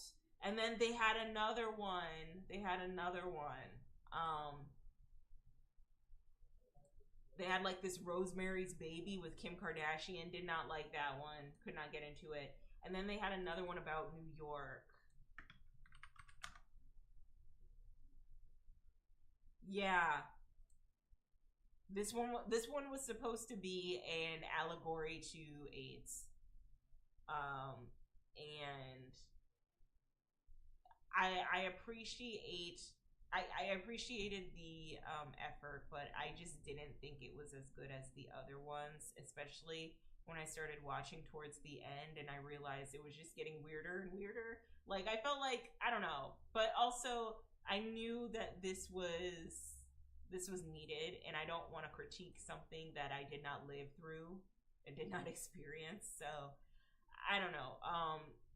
I like the creativity behind this one, and I like the allegory behind it, but I just didn't think it was that, like, one of my favorites. But going back to Mike Flanagan real quick, okay? Because Ryan Murphy and Mike Flanagan do the same thing. Every season, they use the same set of actors to tell this new anthology type of story based in horror. American Horror Story does it. Mike Flanagan shows do it, right? It's not called American Horror Story or like an overarching theme for Mike Flanagan shows. They're just like a new name. For example, for this one, it was The Fall of House of Usher. Before The Fall of House of Usher, we had Midnight Mass, which I love Midnight Mass. Haunting on Blythe Manor. Haunting on Hill House.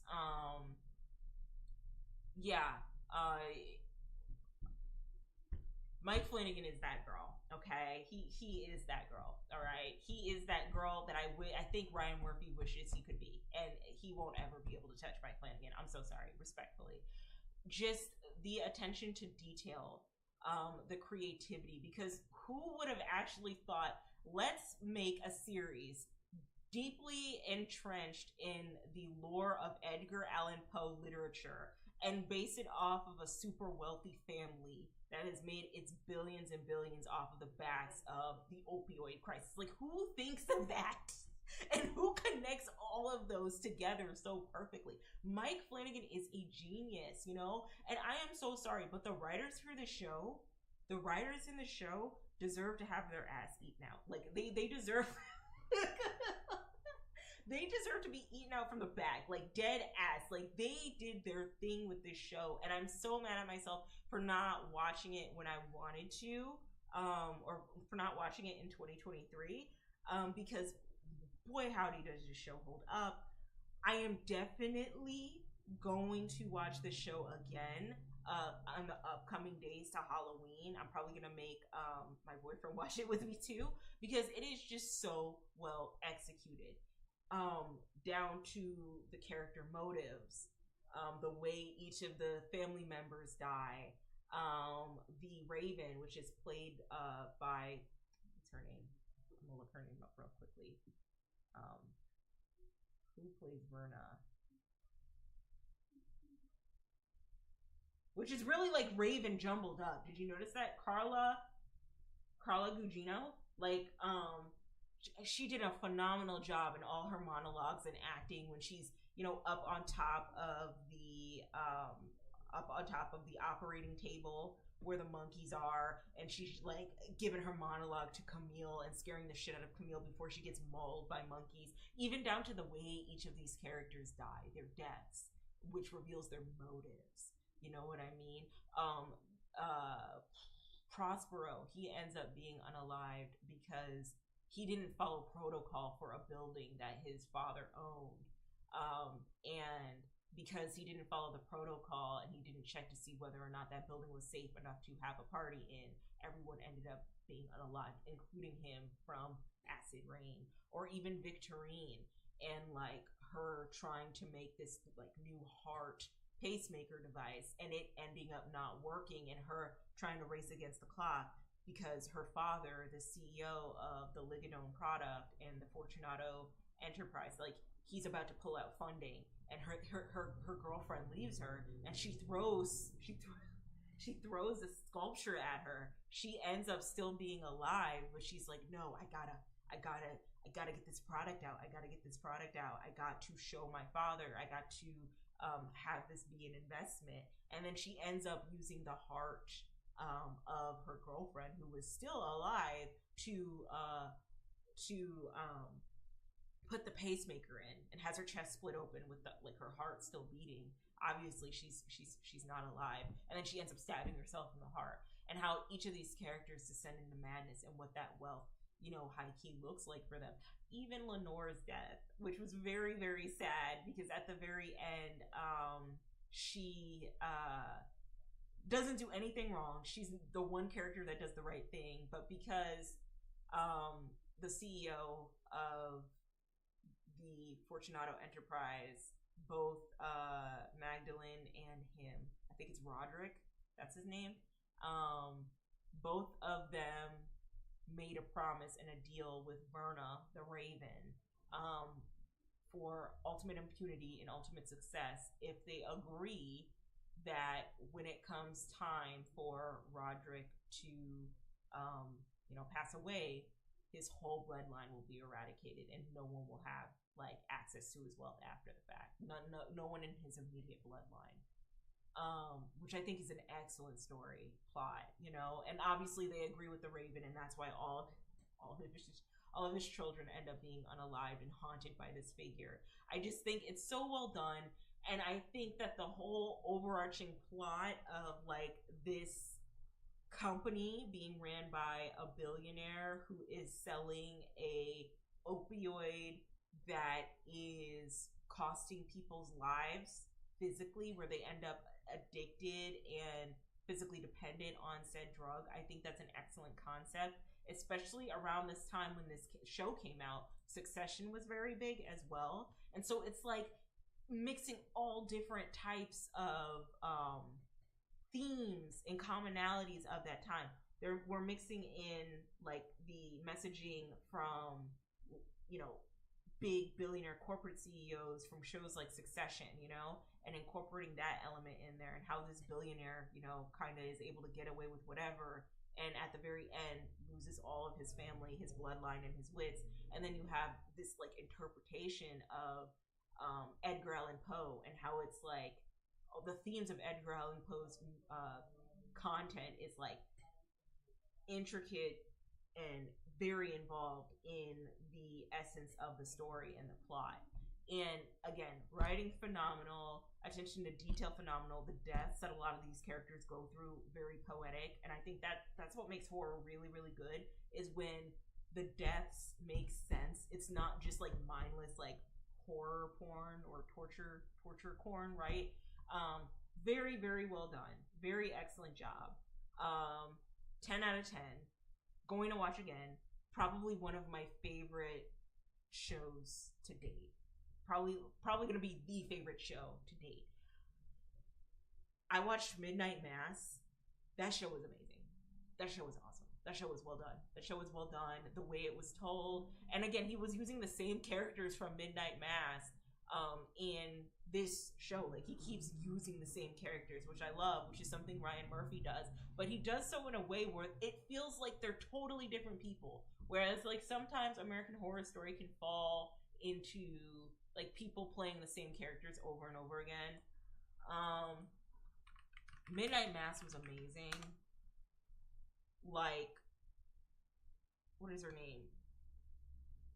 But this character at the very bottom here, like, she played the nun in Midnight Mass, and oh, she was the worst. Oh, she was awful. Oh, I hated her guts. Yeah, she was the nun.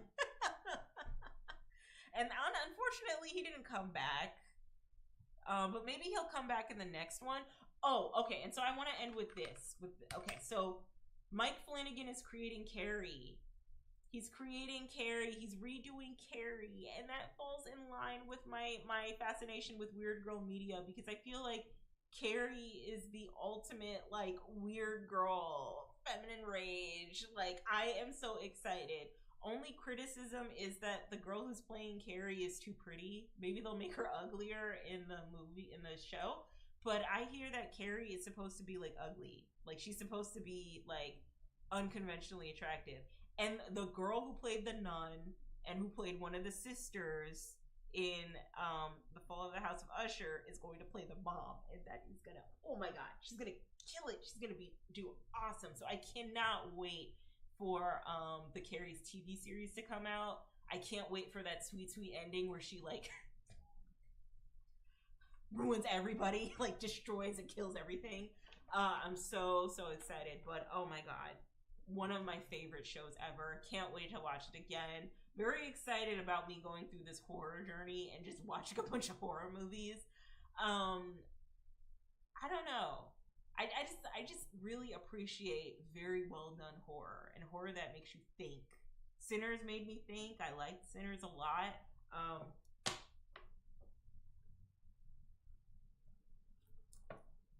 Jennifer's Body, in a way, it was real. It was honest. It made me think in a way, you know.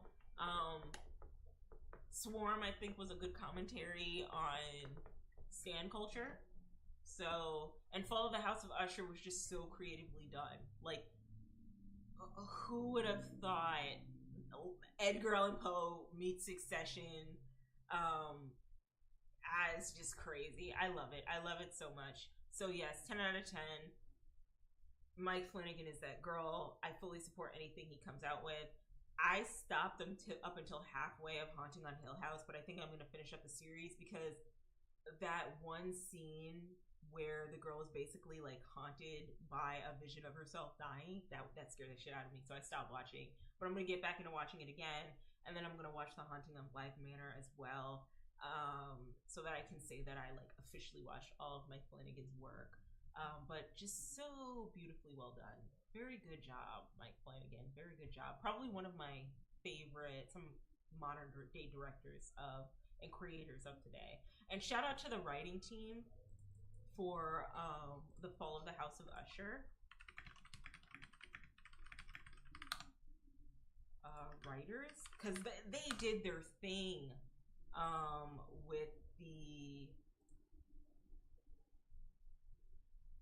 okay, let me get screen big. They did their thing when it came to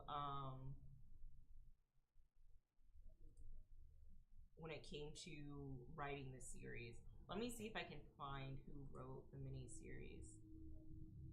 Starring, based on, directed by, executive producers. I thought I found who wrote for this show. But yeah, shout out to the writers. The writers did a really good job with this show. I thought it was very beautifully done. But yeah, definitely gonna watch again. All right. Other media that I have consumed. Peacemaker is getting a season 2. Girl, I love me some Peacemaker. I love Peacemaker. And you know what? I used to really have a hard-on for Homelander. Like, I really was like obsessed with Homelander and The Boys. But season 4 was just like super disappointing. Like, I did not like the way season 4 ended. It was honest, and I feel like it was a foreboding because like The Boys always makes a commentary on like this country, right? But I don't know. It's just, I don't know how it's gonna end, really. I know the Supes are getting sick now. I don't know how the spin-off series, which was actually a very well done spin-off series of The Boys spin-off series. I don't know how that's gonna end. I think it's Gen 8 or something, or Gen 5. Yeah, Gen 5. Gen 5 wasn't that bad. Gen 5 was actually very good, very well done, very well written. So I hope they can continue the series, but I don't know if they will, because I don't know. Mr. Bezos seems like a little bit of a weirdo, in my opinion. I wouldn't be surprised if he wanted to cancel a show because everyone was too alert and aware of what was going on. But that's neither here nor there. But it used to be Peacemaker and Homelander that I liked. And I think the reason why I liked Homelander so much is because he was such a blatant commentary of like fascism in this country, like down to his costume, down to his hairstyle. Like he was like fascism TM, and that's what they were trying to represent with their like own manufactured, bought drugged fueled version of Superman. Is that a realistic Superman made by the government would be fascism TM, the superhero, you know? But then it started getting creepier and weird, and now we're in the second term of this current administration, and I'm like, girl, no. I am like, girl, no. I actually don't like this. And so I don't think Homelander is my favorite superhero anymore. It's getting too real. And I've moved to Peacemaker. Peacemaker is probably one of my favorite superheroes because he still carries, like, when I first saw Peacemaker appear at Suicide Squad, he carried like a lot of the like fascist racist rhetoric, I guess, that stemmed from his father, like the pseudo patriotism and all of that. And I really like how the series kind of breaks that out of him and breaks that down for him, where he's no longer like super patriotic, super for his country, super like ruthless in that regard. That really he's just like a nobody struggling like everybody else and dealing with like his dad being a piece of shit fascist and like him not being a part of that, you know? I really think that's pretty dope. And I honestly think that John Cena is so adorable. He's such a good boy. He always gave me golden retriever energy. Like, he doesn't really bother anybody. He just minds his business. He shows up for WWE cameos sometimes. I saw him on like a Kai Cenat stream, and he was like so inspirational to a bunch of streamer bros. I thought that was cute. And like even in this show, he's just like so wholesome, you know what I mean? And he's just doing his best. I don't know. I like John Cena. I also heard that like allegedly Dwayne The Rock Johnson was like horrible to work with, and he wanted to do a bunch of changes when he was a part of the Black Adam movie. To the DC universe, and everyone was like, no, you can't do those changes. I don't know. But John Cena just seems really sweet. He just seems like a very sweet guy, a very wholesome guy, like just doing his best. And I like that Peacemaker is like an absolute flop. And it's like I don't know, he feels like to me like a conservative lifting the veil of how this country actually treats people like him who aren't super wealthy, who do not have resources, because he's like a literal superhero, one of the best marksmen out there, with his like little eagle, his side eagle, all this patriotism and all of that, and like he still can't get a job with the superhero squad. And his father used to be like a fascist, like and a racist superhero. Like it's crazy. I love that. I do. And I think Peacemaker is going to be one of my favorite superheroes for a while because of just the energy he has and the humbling arcs that he goes through. Love it. Rate this show 7.5 out of 10. I also like to see her. Let me figure out what her name is.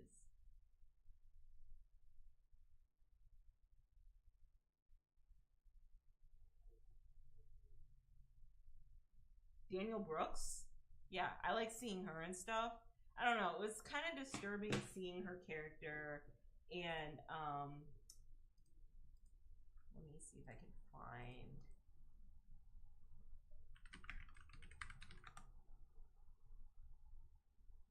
Uzo Aduba.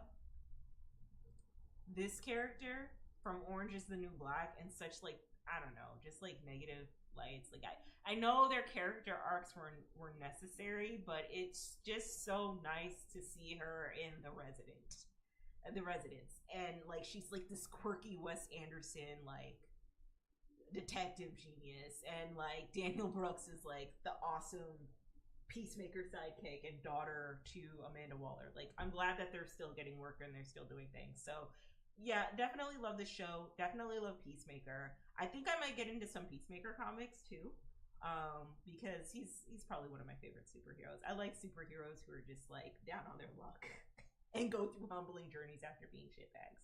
Love that. All right, so let's get into like some pop culture like moments that have happened in the past week. She's my favorite of all time. Who's your favorite? Which one? Daniel Brooks or Uzo Aduba, whatever the nut. From Orange is the New Black, which one? Daniel Brooks or Uzo Aduba? Or is it both?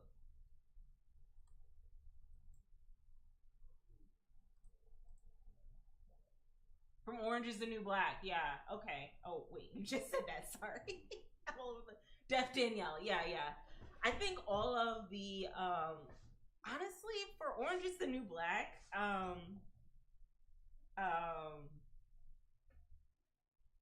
Piper's character, the white lady, the white girl, I think she did the worst when it came to acting. I think the side characters really carried that whole show. Because it shifted from Piper being like this white savior to Piper being, I hate that and I agree with you, yeah, to like her being like a side character and it being more about the story of these women. And it's still very bleak and sad. A lot of them either were unalived, they repeated a cycle, or they just stayed in jail and did better. But it just sucks when you think about it. Like, I don't know. I had to stop watching. At one point, I was watching, I'm not gonna lie, I was watching the show Orange is the New Black because of the thirst traps, right? But like, you know, I liked, you know, Piper's girlfriend, very attractive, Poussey, very attractive. But like also it's just negative and bleak, and I don't want to see people that look like me in those positions. You know what I mean? It's just because it's true and it's honest, and I don't know if I want to face that reality, you know, because when you get put in jail, their mission is to keep you in that system. You know, like you're basically a slave to the jail system, which is why you never want to go to jail, which is why I always like freak out about like, I don't know, cops and the police and all that. No, there's this background character in a shower scene, I think in season 2 or 3. I was like, damn. Hired just for her backside. Yeah, there was a lot of nudity and like queer codedness in that show. Well, it was a very queer show, but there was like a lot of nakedness there. Yeah, many convicted women couldn't watch Orange and I don't know, it just made me feel too uncomfortable. And like I remember watching season 3 and being very, very disturbed. I think it was the scene where Piper gets cussed out by the girl in the wheelchair and she says like a bunch of obscenities to her, and I was just like, man, I can't watch this is just too much. And then when you figure out some of the stories of how the women were in jail, and it's really like the system failed them. It wasn't even like they did anything wrong. It was like, for example, that one immigrant who was from Haiti, and she figured out that the girls that she was managing were getting abused. The maid service girls that she was managing, they were getting abused. And so I guess she started like smuggling money or something and ended up going to jail for it. It's just like, damn. Like, what do you do? What do you do? But anyway, let's talk about this, girl. I really want to talk about this.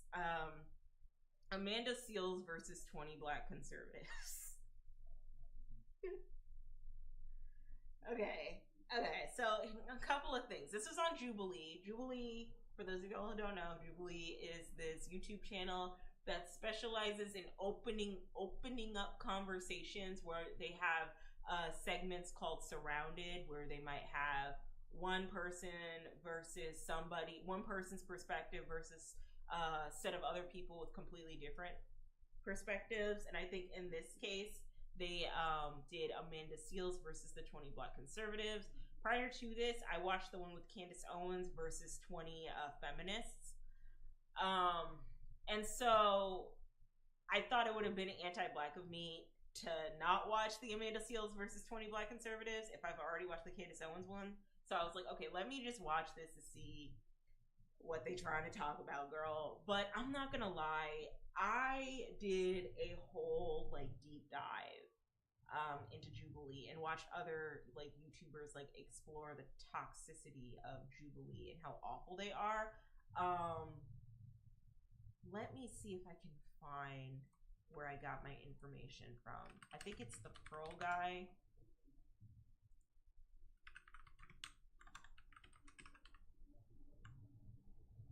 The Pearlman. Yes. Pearlmania 500. Okay, I watched this podcast. I think this is the very first podcast I watched of him, Pearlmania 500, where he like did a deep dive into how Jubilee works and how Jubilee like churns out rage bait and how they are intertwined in this like symbiotic relationship of other streamers and content creators constantly content farming and talking about their content. Similar to that of the Pop the Balloon challenges, 20v1 challenges, low vibrational dating content. I like to call it unemployment content because, child, that's what it is. That's what you be ranting about when you unemployed and you got nothing better for yourself going on. But it's to churn out emotions, it's to churn out clips, it's to churn out rage bait, it's to keep you invested in the algorithm about their content, right? But something I really didn't like about the Candace Owens versus 20 feminists segment was that those feminists were making some very strong points, and it felt like they were cutting them off to make those points in order to scoot along the show and in order to paint Candace in a positive light. It's also not surprising that this show is very it's more leaning towards the conservative side, like a conservative man like owns the funding for the show. So they're all like, and that's also the main reason why you'll see like abolitionists versus 20 neo-Nazis or leftists versus 20 fascists, right? Like there is no let's see the opposing view when you're dealing with neo-Nazis and fascism. It's like one is an opinion that's probably grounded in, you know, not trying to start harm. And then the other one is a bunch of crazy people off their rocker that genuinely want to incite violence on other races. It's no like, well, let's see different sides. No, sometimes you can't see different sides. You're arguing with literal like white supremacists. What are we doing, right? And that's my problem with Jubilee. Some people don't need to be humanized. Unpopular, toxic opinion, but like a white supremacist that wants me unalived, okay, that wants me unalived for existing, okay, does not need any sympathy from me, does not need a hear me out from me, okay, like a dead ass. I also found out from the Perlman podcast that a lot of the people that go on these shows, they don't even get paid. They don't get paid for lodging. They don't get paid for being featured on the show. They get paid in literal exposure. Mind you, the founder of this company gets to hoard all of the money and pays the special guest that gets to go up against these 20 people. And let me tell you, Jubilee, let me look this up real quickly. Jubilee has 10.3 million subscribers, and the Amanda Seales video had 2.9 million views, and the Candace Owens video had 7.7 million views, all within the course of about 2 months and some change away from each other. And you mean to tell me that every single person on there that you have featured on there is getting paid in exposure? That's what you're trying to tell me. You're looking me in my eyes and you're telling me that these people get paid in exposure except for the guest speaker who gets paid. And Lord only knows how much the guest speaker gets paid. Absolutely not, right? Like, I am not a fan of that. Another thing is Amanda Seales sometimes to me feels very performative. Like, in the way that Dr. Umar can be very performative. But I mostly agree with a lot of her points and a lot of the things that she says. She's just very radical, too radical for Hollywood, which makes me wonder why she still is in like the Hollywood space. Like, I wonder why she hasn't gone off to do like other things outside of Hollywood. I would assume that she has done some sort of advocacy aligning with her politics, but it's just like sometimes it teeters on the lines of Twitter rants. It teeters on the lines of Twitter rants and theatrics more than like a genuine concern for things like around her, right? Also, the idea that she says that she got blackballed from Hollywood, but then Issa Rae came out and said that she was kind of difficult to work with. And I wouldn't be surprised if Amanda Seales was pretty difficult to work with at time to time. She's very outspoken. Nothing wrong with that. She's also admitted that she's neurodivergent too. And when you have the lethal combo of being outspoken and neurospicy, sometimes you don't pick up on social cues. And sometimes it can be very difficult for you to...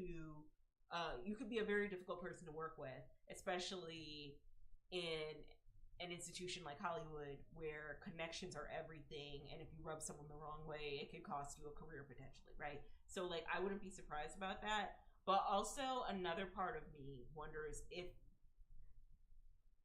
she'd just be saying the quiet part out loud that nobody else wants to say. Like, she'd just be saying the quiet things out loud that everyone is just like hush hush about.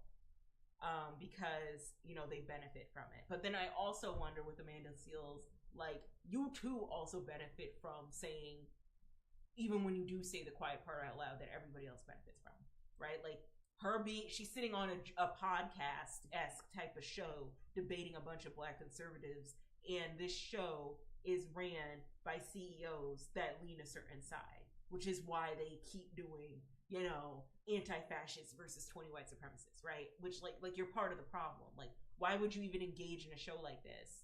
A part of me asks, why would someone like Amanda Seales engage in a show like this, knowing full well, or I would think she would know full well, that a company like Jubilee does not have her best interests at heart, you know? And it might be for exposure, and that's fine. She can get her coin and get her exposure, but it just kind of rubs me the wrong way. Like I said, I agree with a lot of Amanda Seales' talking points. I do. I agree with most of the things that she says. It's just sometimes the delivery can be very intense. The theatrics can be a little much. And quite frankly, when I watched this episode of Jubilee, I could tell Amanda Seales wasn't a debater. Like, she's not a debater. Most of the people, the versus, the main person versus the other people, right? They're not debaters. They're just like prominent like figureheads in Hollywood or in mainstream media. So Amanda Seales is a prominent like celebrity advocate, radical in mainstream media, right? Candace Owens also is as well. Mind you, Candace Owens isn't a good debater either. She kept repeating and regurgitating the same talking points about like when women don't marry and have kids, they're more likely to pick up opioid and alcoholic addictions, as if women in marriages also don't pick up opioid and alcoholic addictions. And she kept like riding that wave.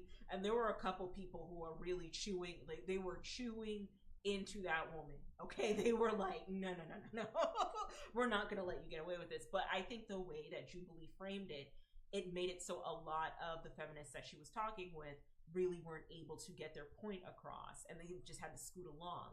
They were especially silent and let Priscilla the Queenmaker have her moment on the Jubilee episode with Candace Owens, which, you know, I'm not really a fan of Priscilla. I feel like she's no better. In some ways, she's no better than a man and her manipulation tactics.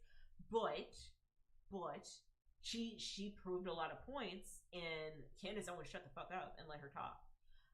Amanda Seales just seemed very reactive in this debate because she's not a debater. Like, she's no better at debating than Candace Owens, right? It would be interesting to see them debate. Candace Owens is also not a good debater either, don't get me wrong. And you know, something that I noticed about a lot of the people that she was debating against, right? So for example, this gentleman down here, regurgitating flat talking points, not qualified. Like, I don't know why they put him up there, because he was not qualified to be on the podcast. He just, like, as soon as Amanda Seales started like coming at him, he just started regurgitating common unemployment coded talking points about, well, there aren't enough single fathers in the home. Well, there, women these days are too sexually promiscuous, and black people just stay at home and play video games all day and benefit off the system. And it's like, bro, no, we don't. Let me tell you something. Let me tell you how unemployment works here in Georgia, okay? Because I have collected unemployment before. I only get maybe like 16 weeks of unemployment, maybe up to like 3 to 4 months of unemployment, and then I'm on my own. As a single person with no kids, right? And they're already taking that away, right? So how long, as a Black conservative, can you use, I'm tired of our people reaping off of the benefits of unemployment and welfare? Like, how long are you going to be able to use that? Like, that's a horrible argument. Something else I noticed about a lot of these conservatives is that they all were saying the same thing in different ways. Like, they could not debate successfully.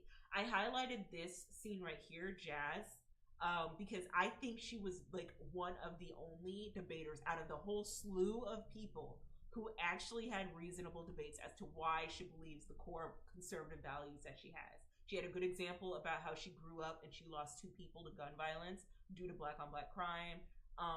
She also tackled a very realistic idea about, we all benefit from capitalism in some way. Not that, and I kind of agree with her. We all do. Do I agree with all of her talking points? Absolutely not. But like, she really did come to Amanda Seales and like kind of met Amanda where she's at, where she was like, I'm pro-Black. I want only the best for my community. And this is why I choose to vote this way. This is why I choose to lean this way. And while I don't agree, I can respect where she was coming from, because I think she was one of the main people who really was trying to debate Amanda and was really trying to come from a place of understanding and not regurgitating a bunch of talking points that you would see in like, Black manosphere, red pill coded, or just like Black conservative media that they keep spoon feeding a bunch of Black folks. And this gentleman right here, he was definitely regurgitating a lot of media that Black conservatives have been fed for years. Almost all of them said how they don't want to be victims and they don't want to be portrayed as victims. All of them said that in one way, shape, or form. Most of them grew up in the suburbs, okay? Most of them did not grow up in impoverished conditions, with the exception, I think, maybe Jazz. Because she lost a lot of her family members, two of her family members to gun violence. But a lot of them came from well-to-do areas, all right, suburbs. And then a lot of them kept repeating how they don't want to be victims. They don't want to be seen as victims. Something I also didn't like what Amanda Seales did is that she young manned the hell out of this guy back here. Osaka shirt, young man the hell out of him. Do not like that. I don't like that. Age is bullshit. All right. And he came back to speak with her, and he had his little moment where he kept saying like, I'm not gonna be a victim. I'm not gonna be a victim. But the gag is that his family, like, he's a first generation African. And so like, that's another take I have. And something that really bothers me, if I can get intersectional, and about like the borderline xenophobia of different Black people, whether you are first generation African, Caribbean, or Black American, right? Is that your experience is not going to be the same as my experience. And so when I hear a bunch of Black Africans or Black people from the UK or Black people from wherever they're from, right, talk about like American politics, the way I get viscerally frustrated because you're not living here is very annoying. So when Amanda G checked him and was like, your diaspora is different from ours. Stop trying to compare the diaspora of Black Americans. She was absolutely right, because not to clock some of y'all Africans, some of y'all Caribbeans and UK people, but some of y'all do some of y'all do be over speaking for a culture that you're not really a part of. For you be over speaking in a space where your ancestors were slaves. And you're like, well, I think America should be ran like this. No, girl, no. Like, you don't see me coming into Africa and being like, well, I think Africa should be ran like that. No, because I'm not from Africa. At most, you'll see me clock the UK for letting the royal family carry on the way they did for so long when they do absolutely nothing in that country. But like, for the most part, girl, I'm keeping my mouth shut. I'm keeping my mouth shut. I don't know what your experience is as a first generation African, as a first generation Jamaican, as a first generation Caribbean, Haitian, you know? I too also have grown up in the suburbs, right? And very well, this could have been my reality. Yes, it really could have. Thank God it wasn't. Because I don't know what I would be able to do. Like, I don't know. I'd be too much into the sunken place, right? But like, it's very difficult to speak to people who really don't understand different experiences of how Black people grow up in America. A lot of them were talking about how they are, you know, descendants of people who came from well-to-do families. I think one person was talking about how their granddad grew up in a literal shack in Alabama, became like the top of the line in the Navy, and was able to create like a whole dynasty for himself and his family, and he's like the third or fourth generation of that. And it's like, well, girl, your grandfather had a leg up and created generational wealth for y'all, sir. Like, not a lot of Black Americans get that privilege. Like, kudos to your granddad for really boots on the ground getting it done, but a lot of us don't have that privilege. And Amanda Seales did a great job in addressing redlining, which a lot of these Black conservatives didn't really want to address. She also did a great job talking about like the music industry and the music that we listen to, which clocked a lot of these conservatives as well, because she mentioned how the music industry, or a lot of them mentioned how like Black culture is toxic, and like, just look at the music that we listen to. The music that we listen to is incredibly toxic. And so Amanda went into depth and was like, and who runs the music industry? Who runs the music industry? It's not Black people. It's a certain set of people who run the music industry. And then they would push back and say, well, it's our responsibility not to listen to it. So hip hop music is one of the most prolific music genres in America, right?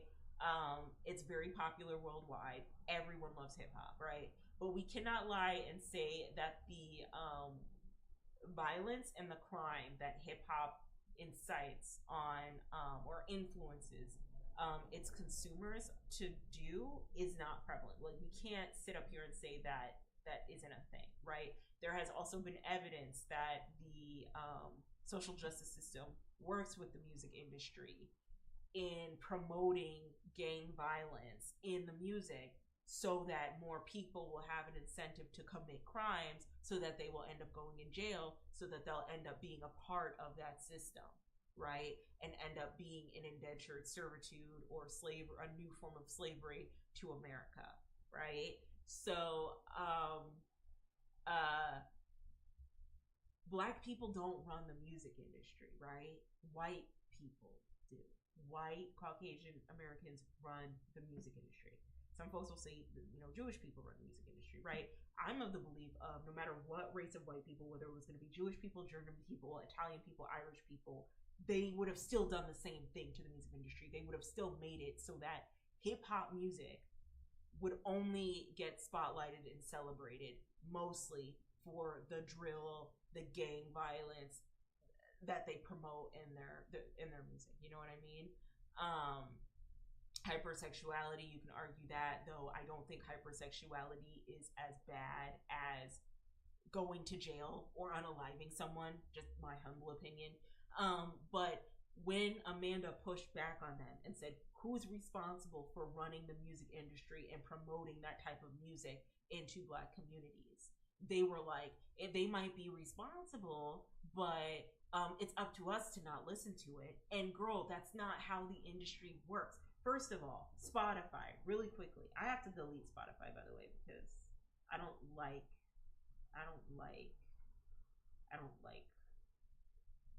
the direction they're going in. Oh no. Damn it, I have one more, so I can't open up my phone. But Spotify is a great example, okay? Spotify is built off of payola by these record labels and these record execs. I just got finished watching a video about how Sabrina Carpenter's song Espresso was weaseled in the most random, non-similar playlist that she could be weaseled into. So like Sabrina Carpenter was in Peaceful Nighttime Sounds, Dora the Explorer, audiobooks. Like her song Espresso was just whittled, like peppered in all of these random playlists, heavy metal playlists that like don't have anything to do with the genre of that said playlist, right? And she was just there. She was just there existing with her Espresso song. And it's just like, Black people don't have control of the music industry, which is why they keep promoting violent music and keep shoving it down our throat. And Spotify, platforms like Spotify and Apple Music, who have curated playlists that these record execs pay money to so that their artists can get exposure, are feeding you certain type of music for you to enjoy and consume. I just talked about Starline last week by Chance the Rapper, and because he's an independent artist without a music industry push, a lot of his message and a lot of his positivity isn't going to be pushed in mainstream media. Like, he has to come up with that all on his own, out of pocket, right? It's also another reason why a lot of the Black pop artists in music don't get celebrated or appreciated in the way they do. They don't have like industry push. They don't have record execs banking on them. They rather invest in mediocrity like Tate McRae. Like, that's one of the reasons why. And so when you turn around, like, I really hate this mindset of, I am not the victim. I have to pull myself up by my bootstraps. I have to be responsible for myself. And because of that, I can't critique, and I should not critique, how fucked the system actually is. I really hate that. My mother was that way. Okay. She was that way, and it would get very annoying because my whole question has always been, why, and it forever will be, why can't two things be true at once? Why can't two things be true at once? Why does it have to be, I'm not a victim, I have to pull myself up by my bootstraps, the world is whatever, I don't need to address it, I'm only responsible for myself, I need to move on, versus I'm a victim, life sucks, the system is fucked, I'm never gonna get anywhere, I'm never gonna self-actualize, blah, blah, blah. Like, why can't both things coexist? Why can't I say, hey, I am a victim of the system that is going on currently? Arguably, most millennials and Gen Z are a victim of how horribly and irresponsibly boomers have handled a lot of the economics of American society, right? Like, we are all victims of that. But also at the same time, I'm going to self-actualize and I'm going to find myself a job. I'm going to apply to jobs that I need to. I'm going to save my money. I'm going to do the best that I can. But why can't I address that this is the current situation right now? And that's what I hate about this argument, is that you had a bunch of Black conservatives on here with the same mindset, with the same viewpoint. This sir down here trying to just spew off random unemployment talking points just to get a moment, which I'm glad Amanda clocked him for, albeit very reactive, but at least she clocked him.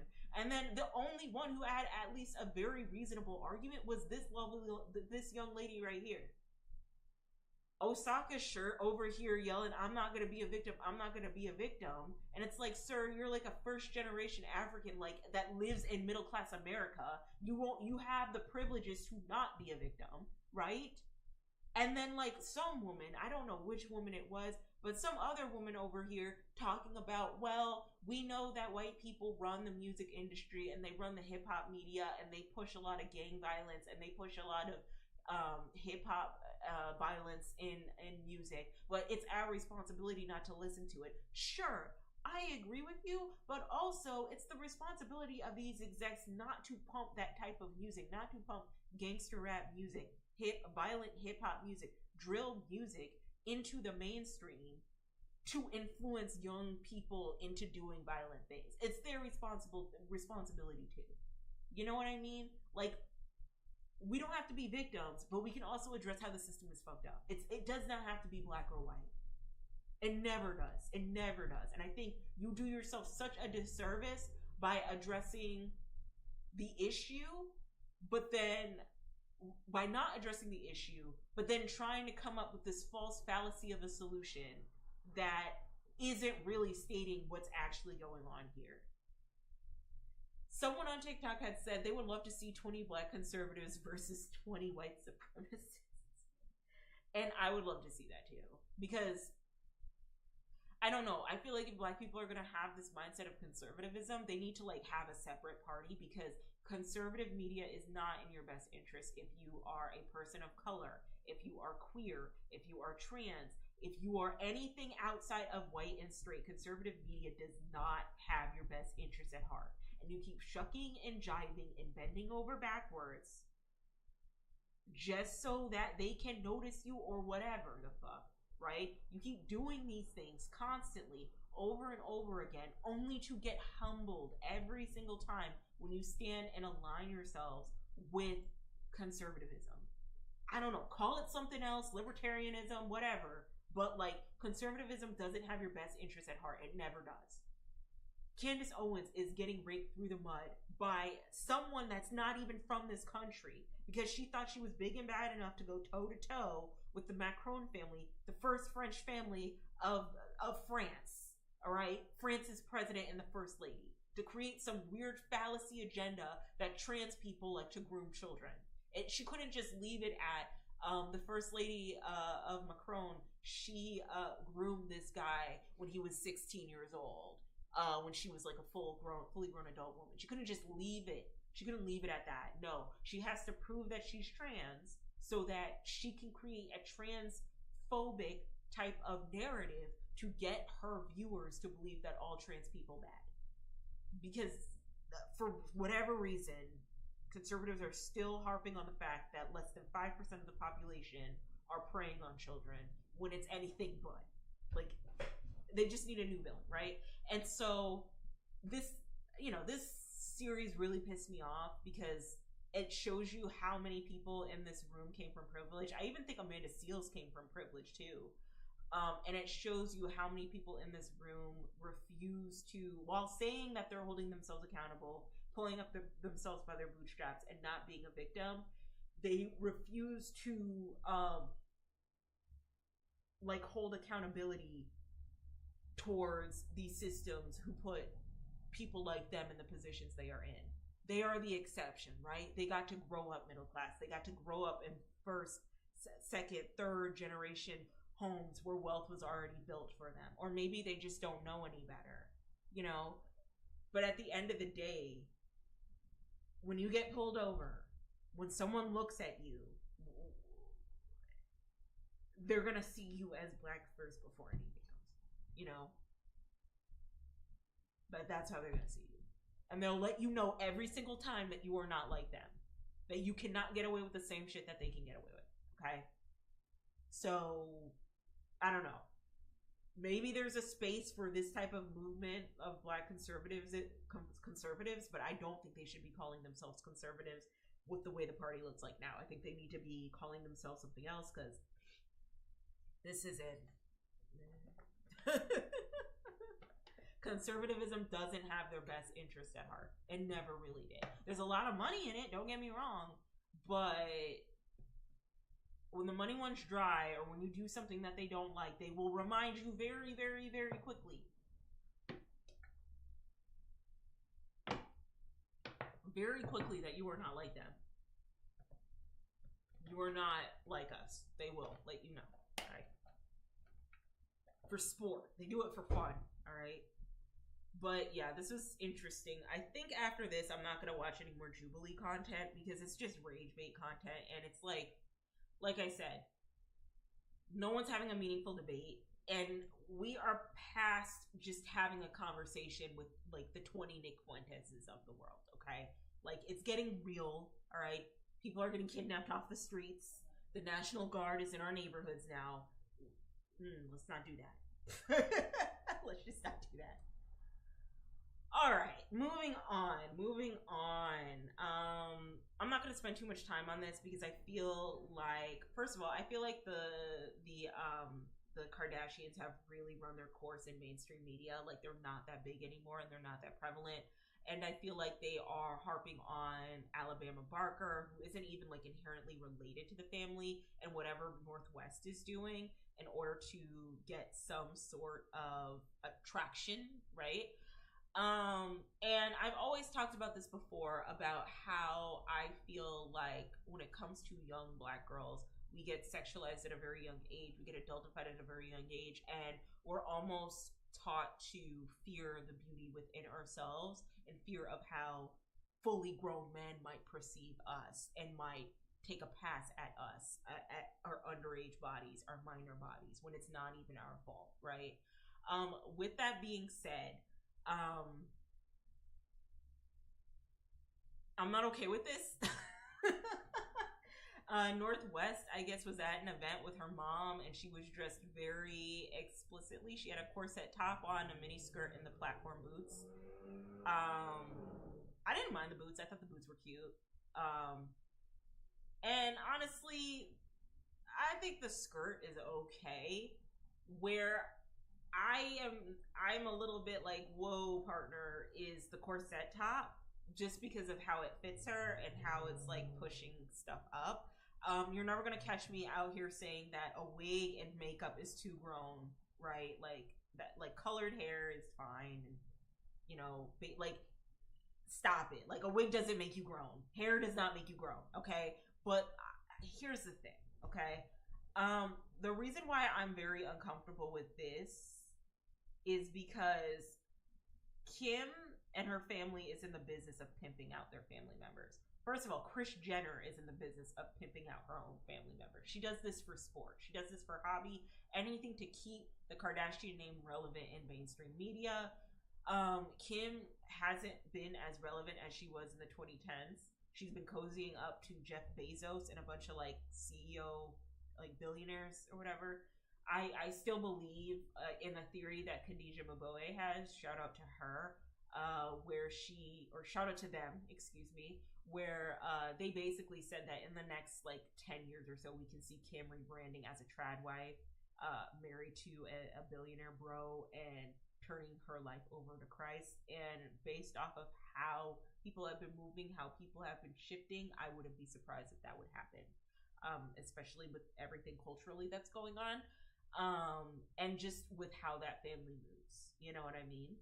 And so this is disappointing, what's happening with Northwest, but it's not surprising that she is wearing inappropriate outfits for her age. And by inappropriate, really, I just mean the corset top. I don't think it's the most appropriate. I remember Limited 2 or Justice, shout out to my Limited 2 and Justice girlies, for having like mini skirts and skirts that look like this. So this doesn't bother me as much. But I'm just not surprised that Kim is already like exploiting her daughter. Like, it's not surprising. It's very disappointing. And then what's very unsettling about a lot of like wealthy nepo baby children is that their parents won't nurture them at all. They'll just let them do whatever the fuck for the most part. So a good example is when Northwest was singing in the Theater Bowl in LA for The Lion King. And that's like a critically acclaimed spot, and like not just any kid gets to sing there. Like you have to hold it to. And they just let her go out there, no vocal training, Nothing. Just let her go out there and just make a fool out of herself, respectfully. I know she's a minor, so I'm not going to be too harsh. Kanye just has her featured on songs. Like, does she know? Can she carry a beat? Can she hold a beat? Like, you know what I mean? Like, I don't think so. But because she's attached to both Kanye West and Kim Kardashian, like, they're just gonna put her out there, right? And I never appreciated the fact that she was overexposed on TikTok. That her mom let her have a TikTok account and run amok on there. Not okay. Again, grooming at its finest. Kardashian is trying. Kim K is trying to play a rule book in Kris Jenner's or is trying to play rules from Kris Jenner's handbook. Okay, she is pimping out her daughter. Like, that's what's happening. That's why she wanted her to start a TikTok so she can get this new generation of influencers on board. That's why she's letting her like wear corset tops. That's why she is, what I would believe, buying her way into positions or into opportunities that she might not be qualified to be in, which is again like the Lion King show, for example, rapping with Kanye, right? I don't like parents who nepo baby this way, who raise their nepo babies in this way, where they just kind of let them do whatever as long as it's benefiting them and keeping them talking in the spotlight, but they're not nourishing their talents or their abilities. Now, Blue, Beyonce's daughter, different story. Absolutely different story.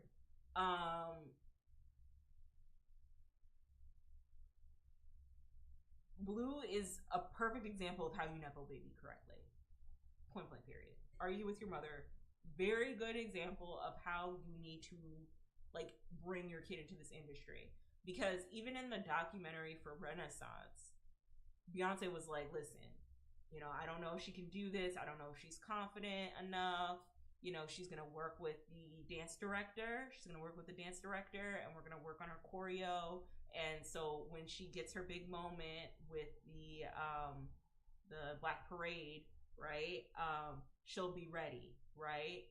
And lo and behold, every single clip of her dancing, she got better and better. At the beginning, she was nervous, but towards the end, she got better. And now, 3 years later, she's dancing with her mom alongside the Cowboy Carter tour, and she's killing it. You know what I mean? And one could argue like technique might not be all the way there. Like, Blue in no means is like a classically trained, professionally trained dancer, but she's also like what, 12, 13, and I wouldn't be surprised 5 years from now she did come out with her own little album, and she did, she really was doing music the way her mom is, but they're nourishing her talent, And I don't like talking about minors too much, but that's a good example of you nourishing your child and nourishing their interests so that when they do step out into the world, they're not potentially going to make a fool out of themselves. They're not potentially going to run amok, right? Even in the social media space, it would have been interesting to see like Kim teach North about like the behind the scenes of how like social media works, how you have to edit your videos, how you have to, work these brand deals, like the business side of it, instead of just having her again run amok on the internet and do whatever and wear whatever and have grown people talk about her like myself. You know what I mean? Because this is grooming, and like in 5 years, girl, guess what? Like, who's gonna be the new Kim K? And I don't know how it's gonna look. I most certainly hope North doesn't take off in the same way that Kim did with the Smex tape. That would be horrendous, right? But also, like, why not like nurture your kid in what they're truly interested in, right? If they want to sing, put them in vocal lessons. Don't have them go up on stage and sing out of tune to the Lion King. If they want to perform, put them in acting classes. If they want to rap, have them work with like some rapping mentors. You know, Beyonce's kid wants to dance. She's dancing and she's working with the director of dance on the tour every single time, getting better. She wants to sing, you best believe they're gonna get her vocal coaches, okay? She wants to act, best believe they're gonna get her acting coaches. She was voice acting in The Lion King. Even Willow Smith, strong vocals, vocally trained. I remember all the hate she got for Whip My Hair Back and Forth when I first saw her drop in high school, and it was a cute little song. But I remember specifically the white people around me were like, no one would care about Willow Smith whipping her hair back and forth if it wasn't for Will and Jada Pinkett being their parents. Like, no one would care. And it's just like, girl, shut up. Like, how many times you watch all your favorite white actors and actresses and they got grandfathered in by their parents, right? Like, stop. And mind you, Whip Your Hair Back and Forth was okay. And then, like, fast forward a few years later, when she's a little bit older and a little bit more eccentric, she's, like, getting into alt music. She's singing rock music, experimental music. Music, mind you, that most Black people like her, Black femmes like her, probably would not be able to indulge in, right? Like, respectfully.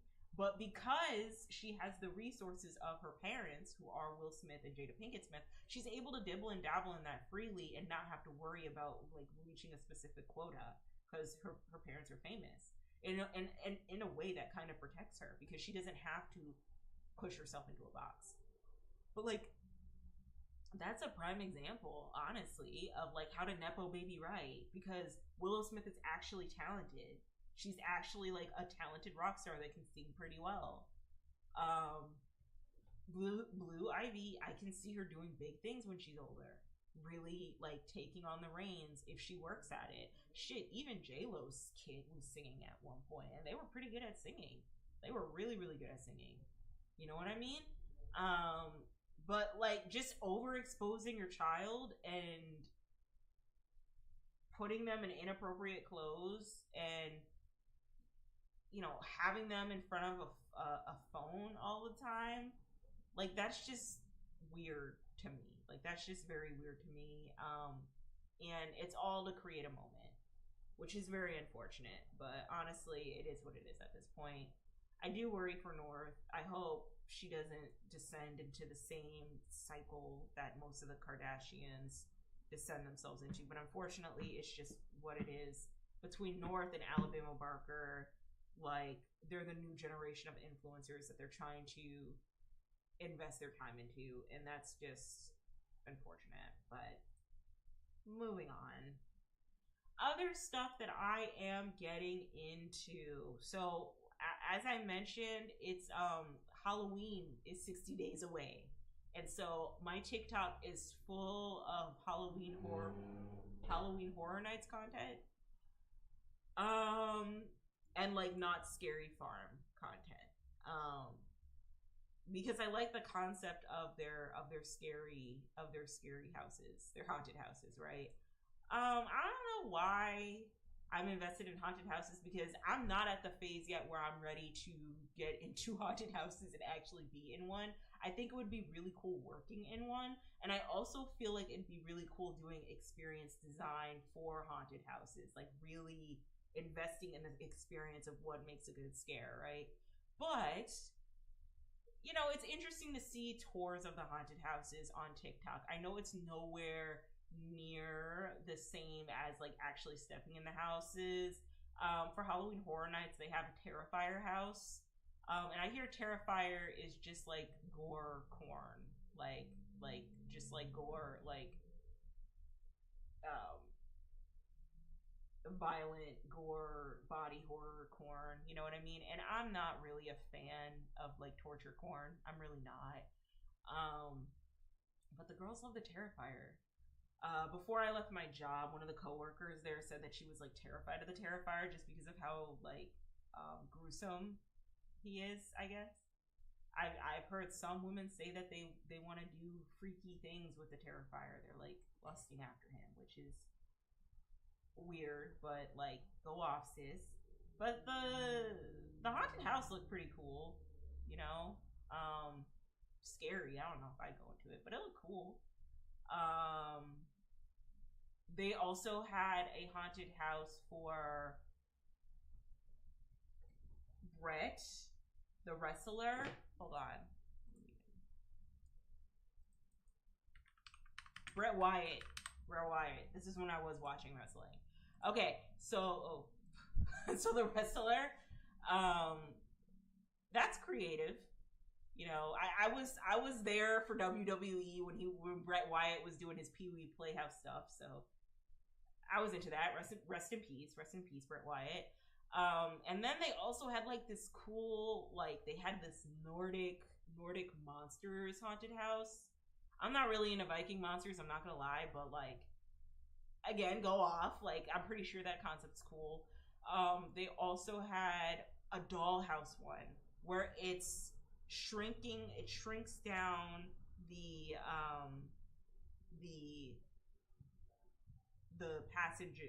passengers to the size of toys, and it's like the story of basically this girl who's like Sid from Toy Story, who like dismembers her dolls and like damages them.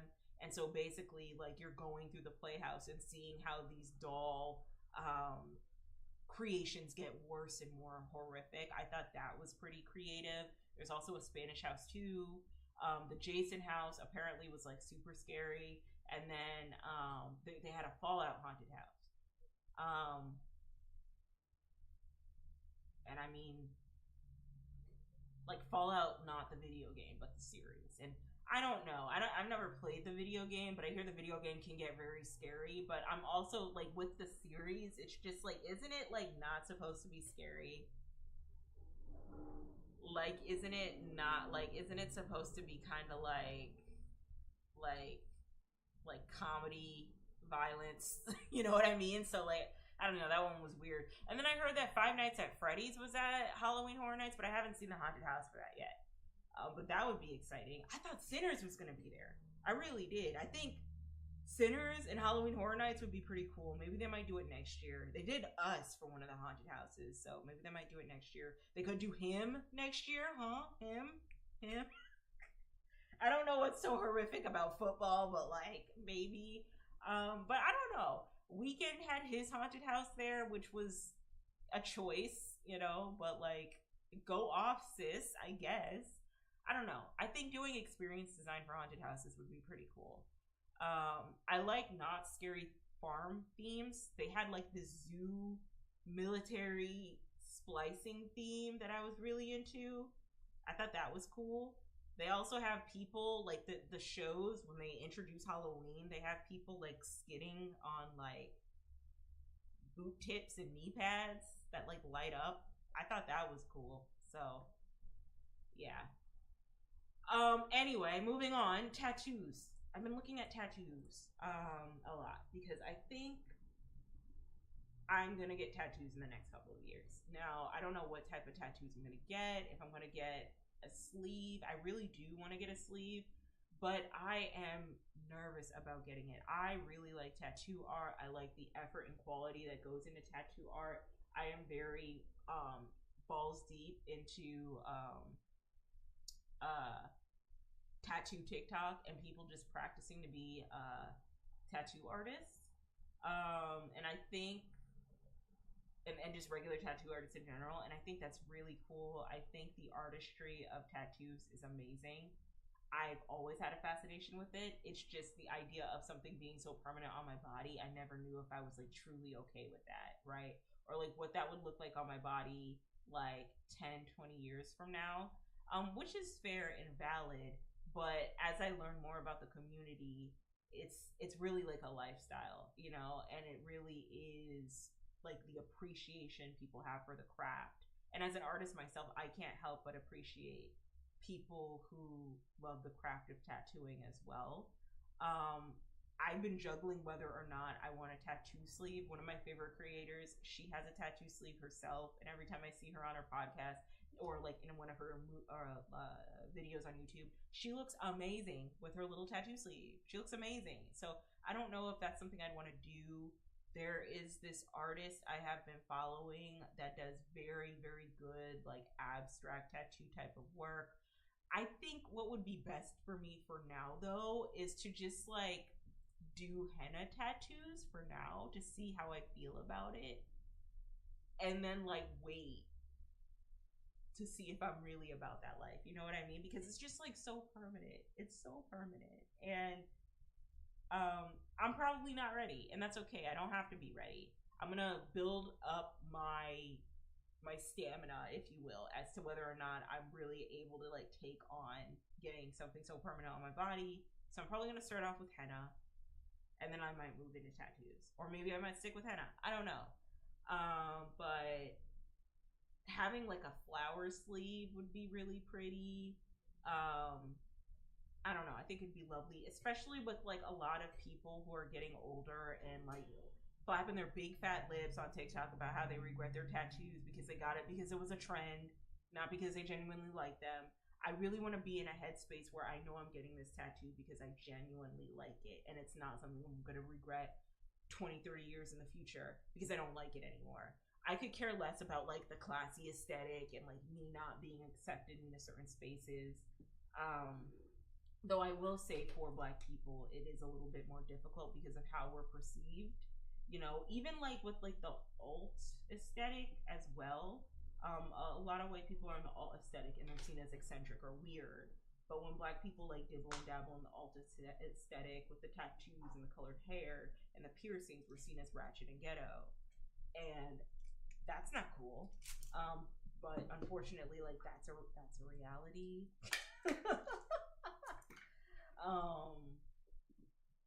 That's just a reality.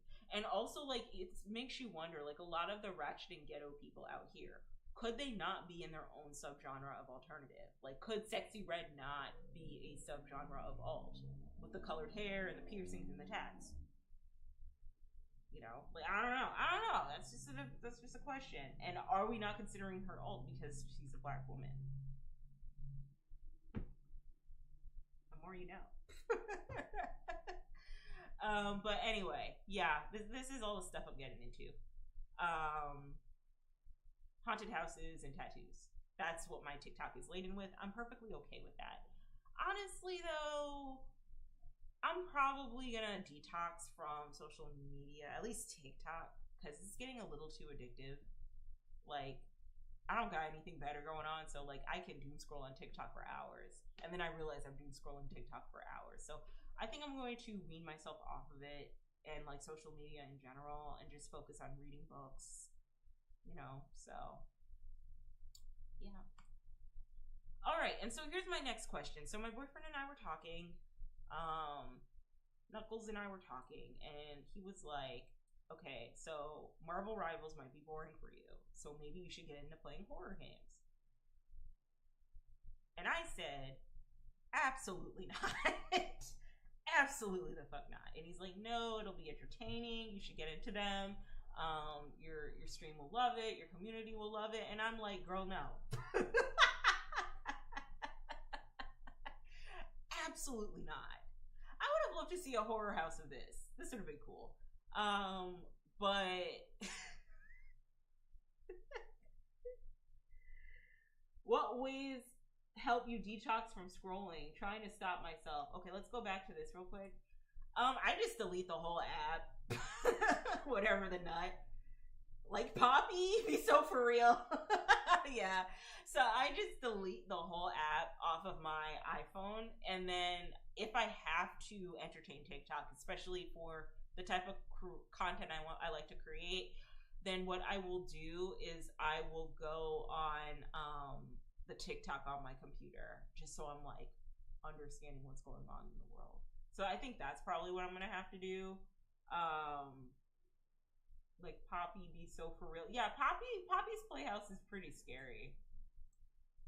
Like there was a mod of Poppy's Playhouse, but it was with a giant Sonic doll, and I cackled. So I was like, okay, well maybe I could play like the dank horror games, like RuPaul's horror games, or there's a horror game with a RuPaul mod, and then there's another horror game with a Kanye West mod and a LeBron James mod. Sprite Cranberry.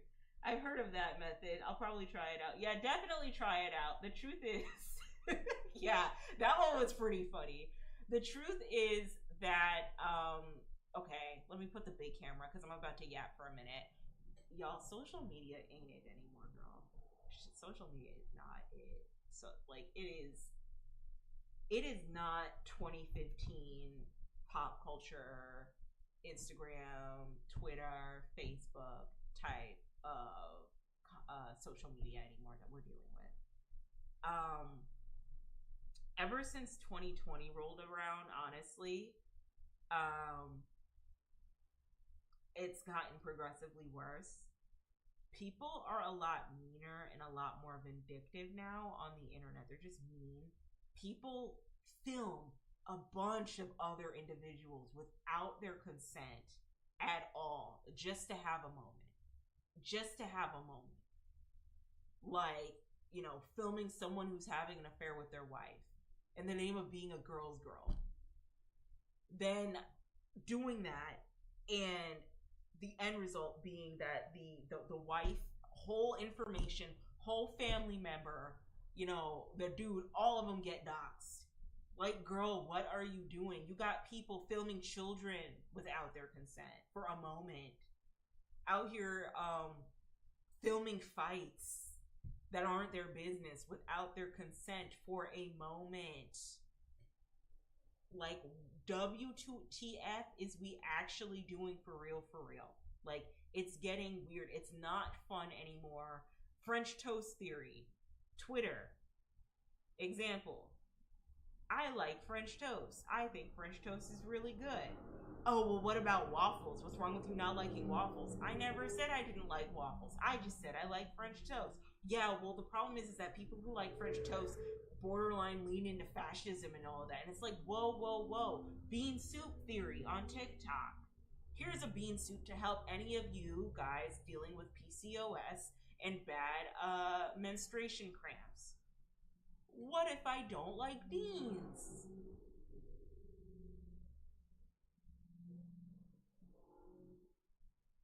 I don't like beans. Is there any way we can make this soup without the beans?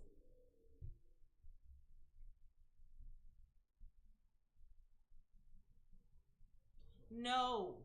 Cool girl 1999. No, just don't eat the fucking soup. Are you serious right now? Like, social media is not fun anymore, bro. It's not fun. Media literacy is low, girl. It's low. I think it's also the reason why a lot of the girls weren't rocking with Bunny, because again, the it's very abstract, it's obscure. You might have to go back and read a couple of things or look up a couple summaries or look into some theories. But people don't like that. They like to be spoon-fed now. They like to be spoon-fed what they're supposed to feel. A lot of people do not like to have their own opinions anymore. They like to have their opinions given to them, and then they move off of said opinions. And a lot of people don't want to think anymore. Hence the reason why ChatGPT is getting so big. All right? It's getting scary out there. It's no longer fun. The internet isn't fun. I believe a lot of us are arguing back and forth with bots. Like, we're just arguing with bots, because the way people just be so dumb. They just be so dumb and, like, comically bigoted. Like, you gotta be arguing with bots. Or you gotta be arguing with, like, people who are paid by media companies to create engagement. Bots or payola people. That's what I'm gonna call it. Because it's just not fun anymore being on the internet. It's just ridiculous. Between the unemployment conversations about should you say no to a coffee date or not, versus what's another one? Versus pop the balloon challenges, 20v1 challenges, Jubilee, versus the algorithm constantly clipping content so that it's rage baiting you, versus people just yapping, which I love. I love me a good TikTok yapper. I will listen. But sometimes it gets to a point, girl. Sometimes it gets to a point. Why are we yapping about macaroni and cheese recipes? Thanksgiving mac and cheese recipes, right? Like, why are we getting into serious, like, me too, serious hefty dissertations about Love Island? Love Island, a reality TV show that could be clipped and chopped and screwed in any way, shape, or form to create narratives. Like, why? Why? Girl, no. No. No. Internet isn't fun anymore, so I'm probably going to take a detox. And I'm probably going to just read more.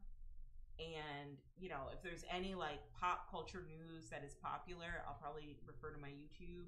I might have to honestly take a detox from YouTube, too, because even then it gets to a point sometimes.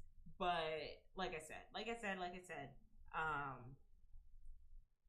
I don't know. I'm just kind of tired of the theatrics of it all and the rage baiting of it all and just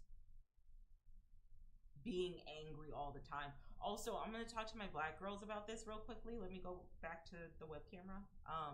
So I need you guys to, like, make sure you're protecting yourself mentally, spiritually, if you're spiritual. Because we are living in an era where our engagement is profitable and it's beneficial to anybody who creates content, right? Like, no one will back you in the way that black women will. Point blank period. Point blank period. Black women will go to bat for you. Don't even know your name, where you're from, but if you can catch a vibe, now it's easy white chocolate, easy red velvet. Y'all need to stop doing that, first of all. Okay, not everyone is accepted to the cookout because they lip sync rap lyrics and point back here. Okay, not everybody's accepted to the cookout. Okay, but two, you got to be very careful of people who are trying to rage bait us, who are trying to clip a podcast for a moment, who are trying to say things to just make us angry because they know that we're going to react, who are trying to say asinine things, keep their stitches open so that we can talk about it. You got to be really, really careful because a lot of these people are just playing in our faces and they know that our opinions are going to be heard, right? And we're going to talk about said thing. And they also know that they're profiting off of our rage and our anger. Okay, they are turning it into a moment for themselves. The coffee date girl, the girl who said that she didn't want to go on a coffee date, and everyone blew up at her and was like, "Well, you ain't that cute to go on a coffee date either." Couple of things about the coffee date girl on TikTok. Coffee date girl on TikTok did not need to let us know that she had turned down a coffee date to go eat food by herself. Like, she didn't have to let us know that, right? But secondly, the amount of vitriol people had for this girl for being dark-skinned and plus size and saying, no, I don't want coffee, like she should just accept the bare minimum, only for it to turn into a whole slew of think pieces and talking points and dissertations about how black women don't deserve the bare minimum. Like, girl, I know, you should know, but why engage with it? Some girls over here saying, nope, I never got treated the same way. You know, you should just take the coffee date because you ain't that cute anyway. Like, girl. And like, focusing your whole entire life on validation of men. And whether it's decentering men and ways to decenter men or trying to get with a man. A high value, high earner man. Like, it's just ridiculous. Like, the internet is just not fun anymore. You know? Like I said, if it were me, I'm not going to sit up here and say I denied a coffee date and took myself to McAllister. I'm not going to do that because I don't want to handle the rage bait coming from my end. But if that girl wants to deny a coffee date, she can, and we just move on. It doesn't have to be a whole think piece. Okay? Because you got folks like Trick Daddy and the blow the whistle guy. Too short over here yelling till the cows come home about their preferences and what they prefer and the girls they deserve to be with and who they want to get with and all this other nonsense. And they look like literal thumbs. They look like thumbs. That young girl doesn't look awful at all. Really? Like, she doesn't look awful at all. But, like, she doesn't look anywhere close to the way men like Trick Daddy and men like too short look when they start spewing nonsense about their preferences. Like, are you fucking kidding me? Like, get over yourself.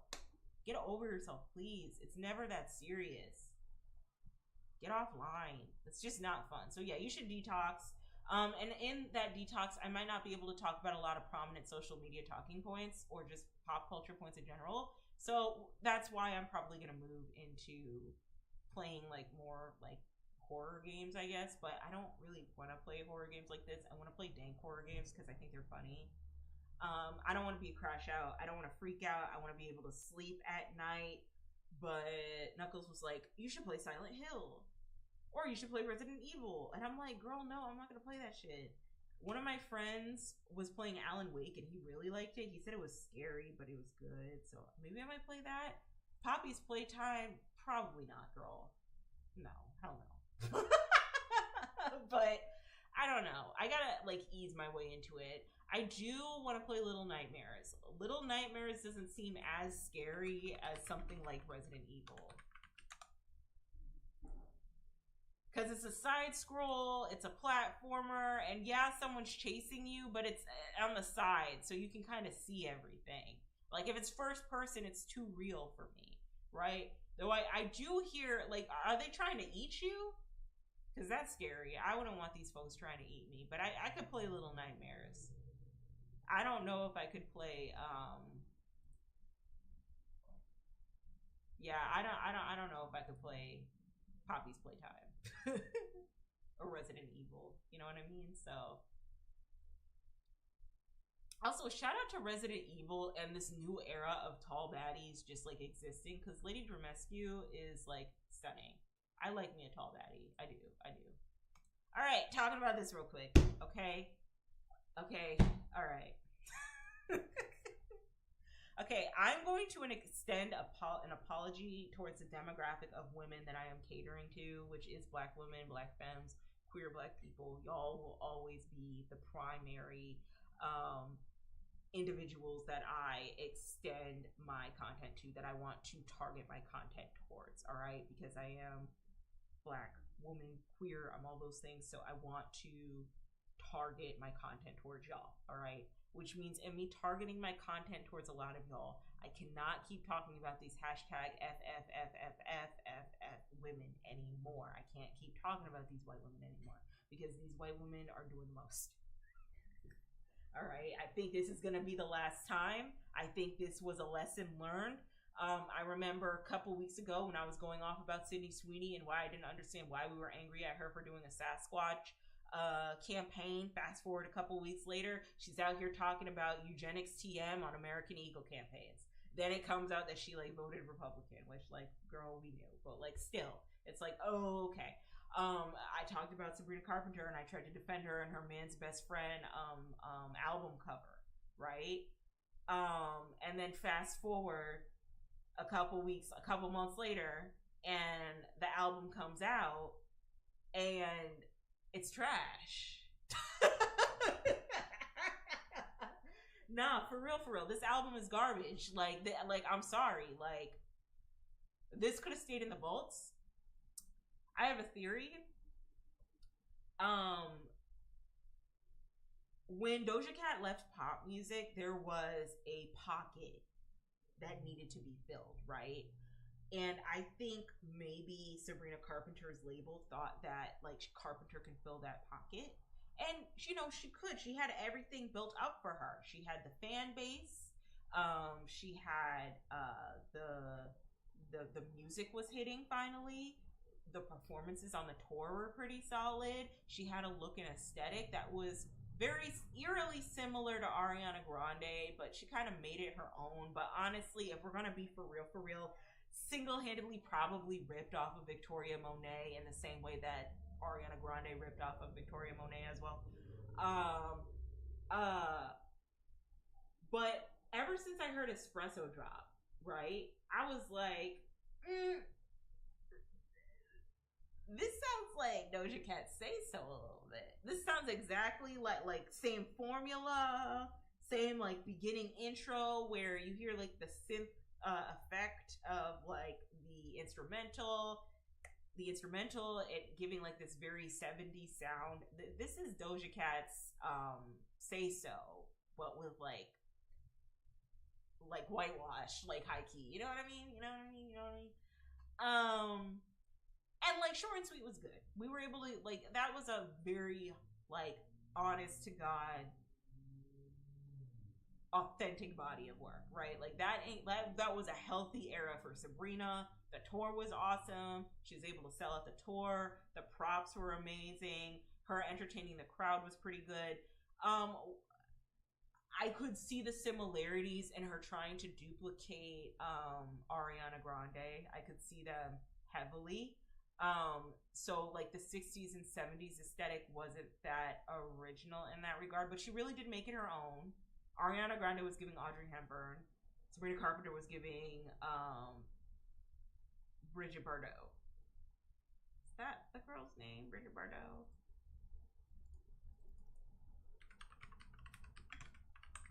Yeah, she was giving Bridget, this lady. She was given this. I hear this woman is like awful in person. But yeah, that's what Sabrina Carpenter was giving. That's fine. And realistically, both hashtag FFFFFFFF women girl were ripping off of Miss Victoria Monet and her aesthetic. Like they were. Because I feel like Victoria was the first one to give you like that 70s, that 60s sound. Even like the way Sabrina Carpenter, like, see what I mean here? Even like the way Sabrina, see what I mean here? You see that? You see that? You see that? Even the advertisements, yes. Even the way Sabrina Carpenter's songwriting is just like very tongue-in-cheek and goofy. Same with Victoria Monet's songwriting. Very tongue-in-cheek, very goofy, very unserious, right? See this right here? See that?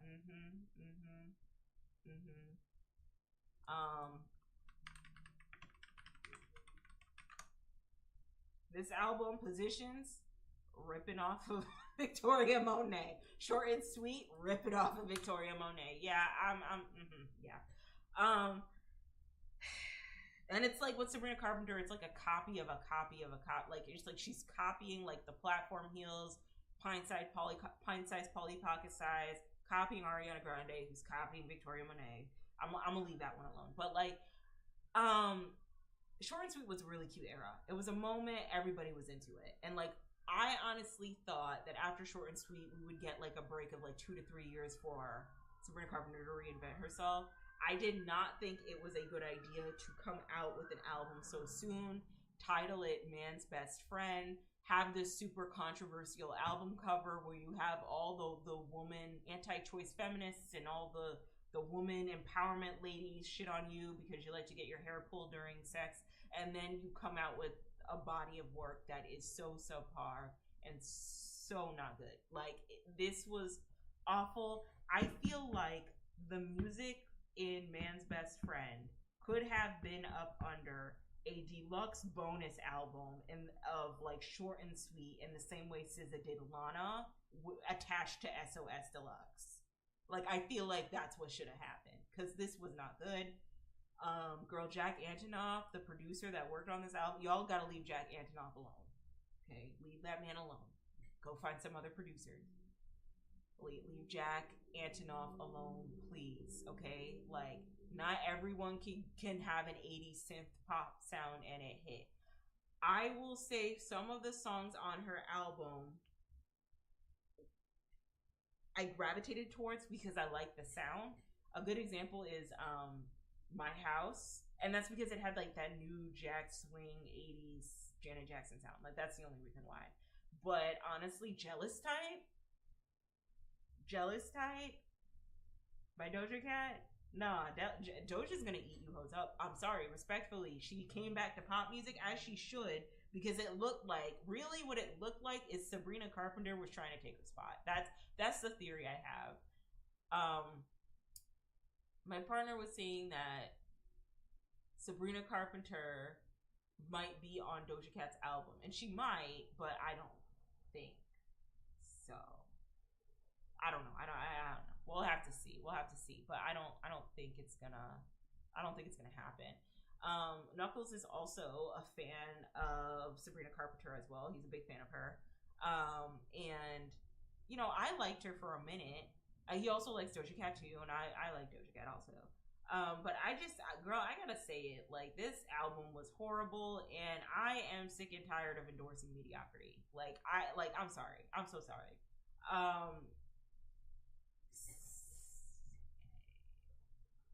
The Lolita pictures were weird. After seeing the movie, they were fucking weird. Okay. We're gonna have to evolve. We're gonna have to evolve or get off the pot or take an hiatus for like 2 years. I think I miss Olivia Rodrigo a lot. I do. I can't wait to see what she does. We are reaching a rock arc. Okay, we're reaching, like, rock music is gonna have a moment, and I'm going to be prepared and I'm going to be ready. All right, I've been waiting for this moment since 2016. Rock music is gonna have a moment, and it's gonna be lethal. All right, let the record show that X has said this. And August 31st, 2025. Rock music is going to be that girl in the next couple of years. People are going to get tired of country, and especially bro country. The way country music works right now, where it's very heavy bro country focused, and they don't really have like a woman in country to carry them. People are going to get tired of that. People are also going to get very like anti-establishment, F the system. Rock music is coming. I have a theory that in the next couple of years or so, Olivia Rodrigo is going to drop the meanest, the hardest, the most brutal rock album. And it's going to be insane. It's going to be really good. And it's going to fit right up in her pocket of the type of artist that she is. I bring up Olivia Rodrigo because I kind of had a little beef for a moment. But I also want to address like the payola around Sabrina Carpenter. How I watched this video about how espresso was being weaseled into random playlists that have nothing to do with pop, girly pop, core music. It makes me wonder if Short and Sweet was as good as we let it on to be, or were we freaking out because we saw a white girl do a rendition of a Tamia song, which was a rendition of the Commodores. I'm thinking about Bedchem, right? Like that. I think like a part of me just like kind of wonders a little bit. Like, was Short and Sweet good, or were we just impressed that artists were trying again? You know, I would say that Sabrina Carpenter is probably one of the better performers out there in comparison to her peers, Tate McRae and Addison Rae, right? Because she's not really trying to be like Britney Spears. However, I will say that this was a letdown. And we need to go back into the vault. We need to throw John Antonoff away. And if you're going to do all this on an album cover, girl, if you're going to do all of this on an album cover, the album better be up to snuff. You better be saying something. It can't just be you, like, getting your hair pulled. That's all I'm going to say. Even, like, Ariana Grande. Like, remember this? Where she had the bondage bunny? Remember the bondage bunny? Like, this was cute. This is a moment. Girl, I miss, sometimes, this is gonna be a toxic take, but I miss Blackiana sometimes. I do miss Blackiana. And we could get the Blackiana sound without the Blackiana cultural appropriation. That would be great. Like, without the dark skin, the super dark skin, the ebonics, but just the sound of her saying yeah and doing amazing riffs. Because, like, Ariana Grande can sing, girl. Like, let's not even act like it. As soon as she's done with this Wicked arc, I hope she comes back with a vengeance. I hope she takes her throne as the top Caucasian pop diva, because that's how I always saw her. I love me some Ariana. Even, like, them trying to take her down a peg because she went with Ethan Slater, right? But then meanwhile, Sabrina Carpenter over here being hee hee ha ha with Camila Cabello and taking Shawn Mendes. Like, I don't know. I thought that was weird. But yeah, album was trash. This was not good. This was not her best work. Maybe Taylor will help her out, because I hear Taylor Swift has her featured on one of her songs, which, girl, very quickly,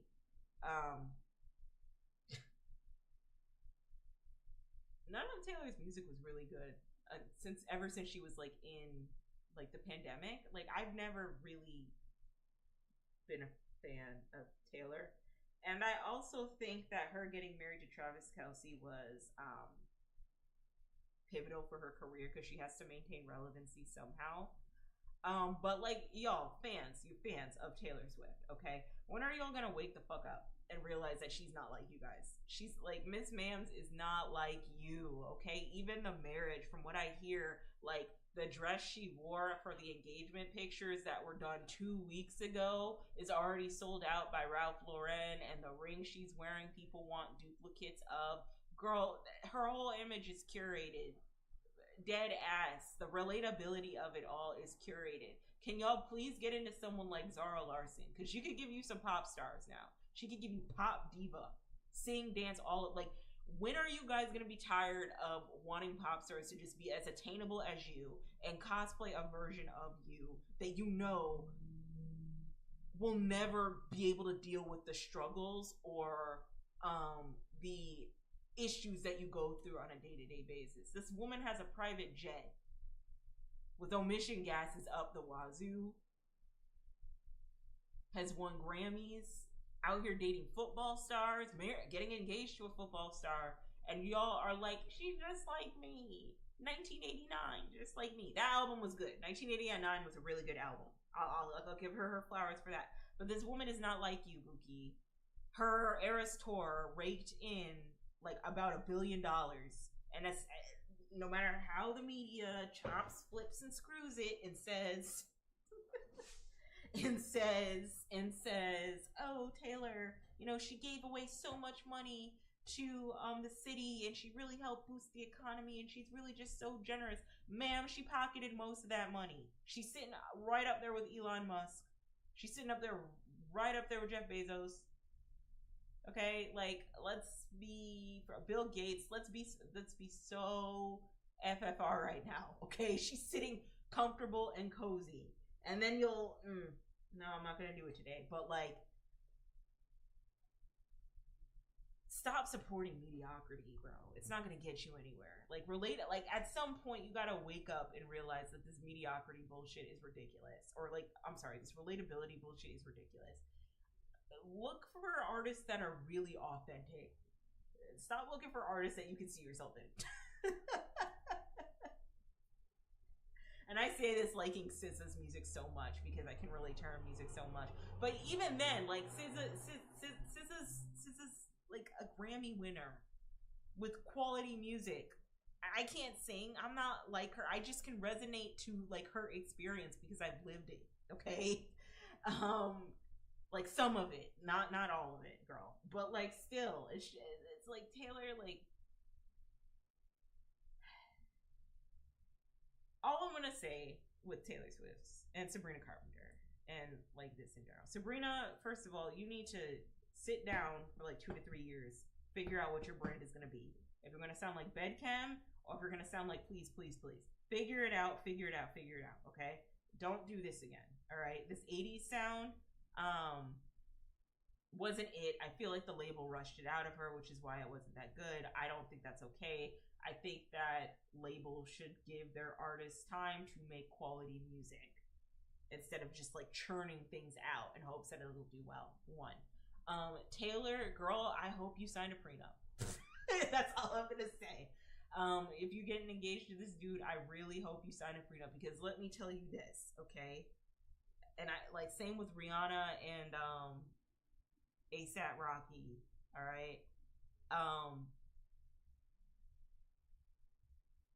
Taylor does not need Travis Kelce, but Travis Kelce definitely needs Taylor Swift, okay? So if you guys are gonna follow through with this marriage, that prenup better be signed, that signed, sealed, delivered, who gets what and how, girl, because the way marriages last, especially celebrity marriages last. So I just hope you sign a prenup. Maybe the music will evolve. Finally, maybe she'll be talking about, I don't know, more adult type of music. But her brand is so grossly curated that y'all need to like just wake the fuck up. Anyway, more Deftones. I'm listening to Deftones again. I keep going back to this 2003 album, Deftones self-titled.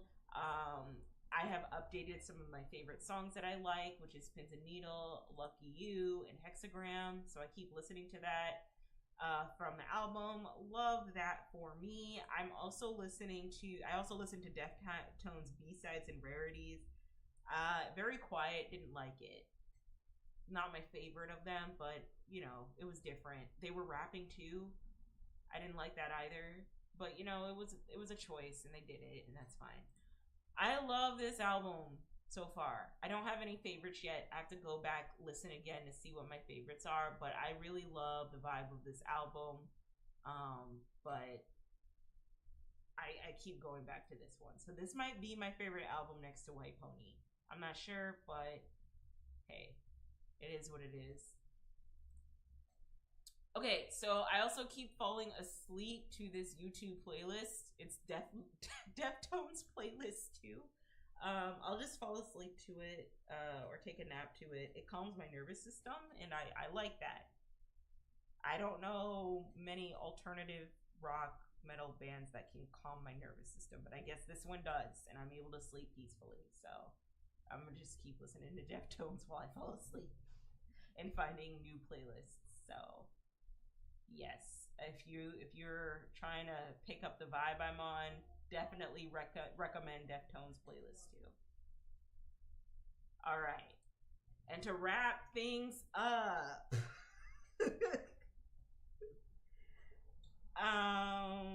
so AI is turning into a cult or a religion called robotheism. It's where people worship the deity or perceived deity of artificial intelligence. They worship it to the point where they think machine learning models like ChatGPT aren't regurgitating questions based off of information that they input them, the learning model into, but is a genuine spiritual being that knows all, that should be worshipped and respected. And like, this isn't like the only issue that we've been seeing with AI. We've seen people develop full-fledged relationships with ChatGPT, AI, voice modded artificial intelligence.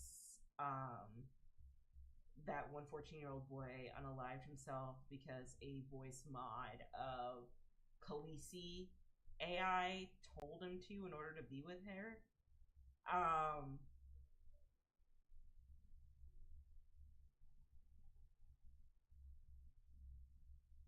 Guys, let me make the camera big.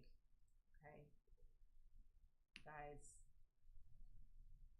AI is a machine learning model. Okay, I've been seeing people get way too trusting and way too lenient on a model that strictly works by you inputting information and then regurgitating that information based off of what you've given it. Okay, I've seen that way too often. All right, these aren't sentient beings. These aren't be all end all beings. And like artificial intelligence, if it's not making us stupider, it's making us more deluded into thinking that these are actual beings that we need to create connections off of.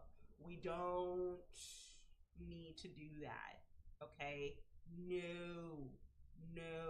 Like, this is a tool to be used to help you do your job easier. This should not be a tool to be used to give you a God complex, to replace your relationships, to replace your therapist, to create a religion out of.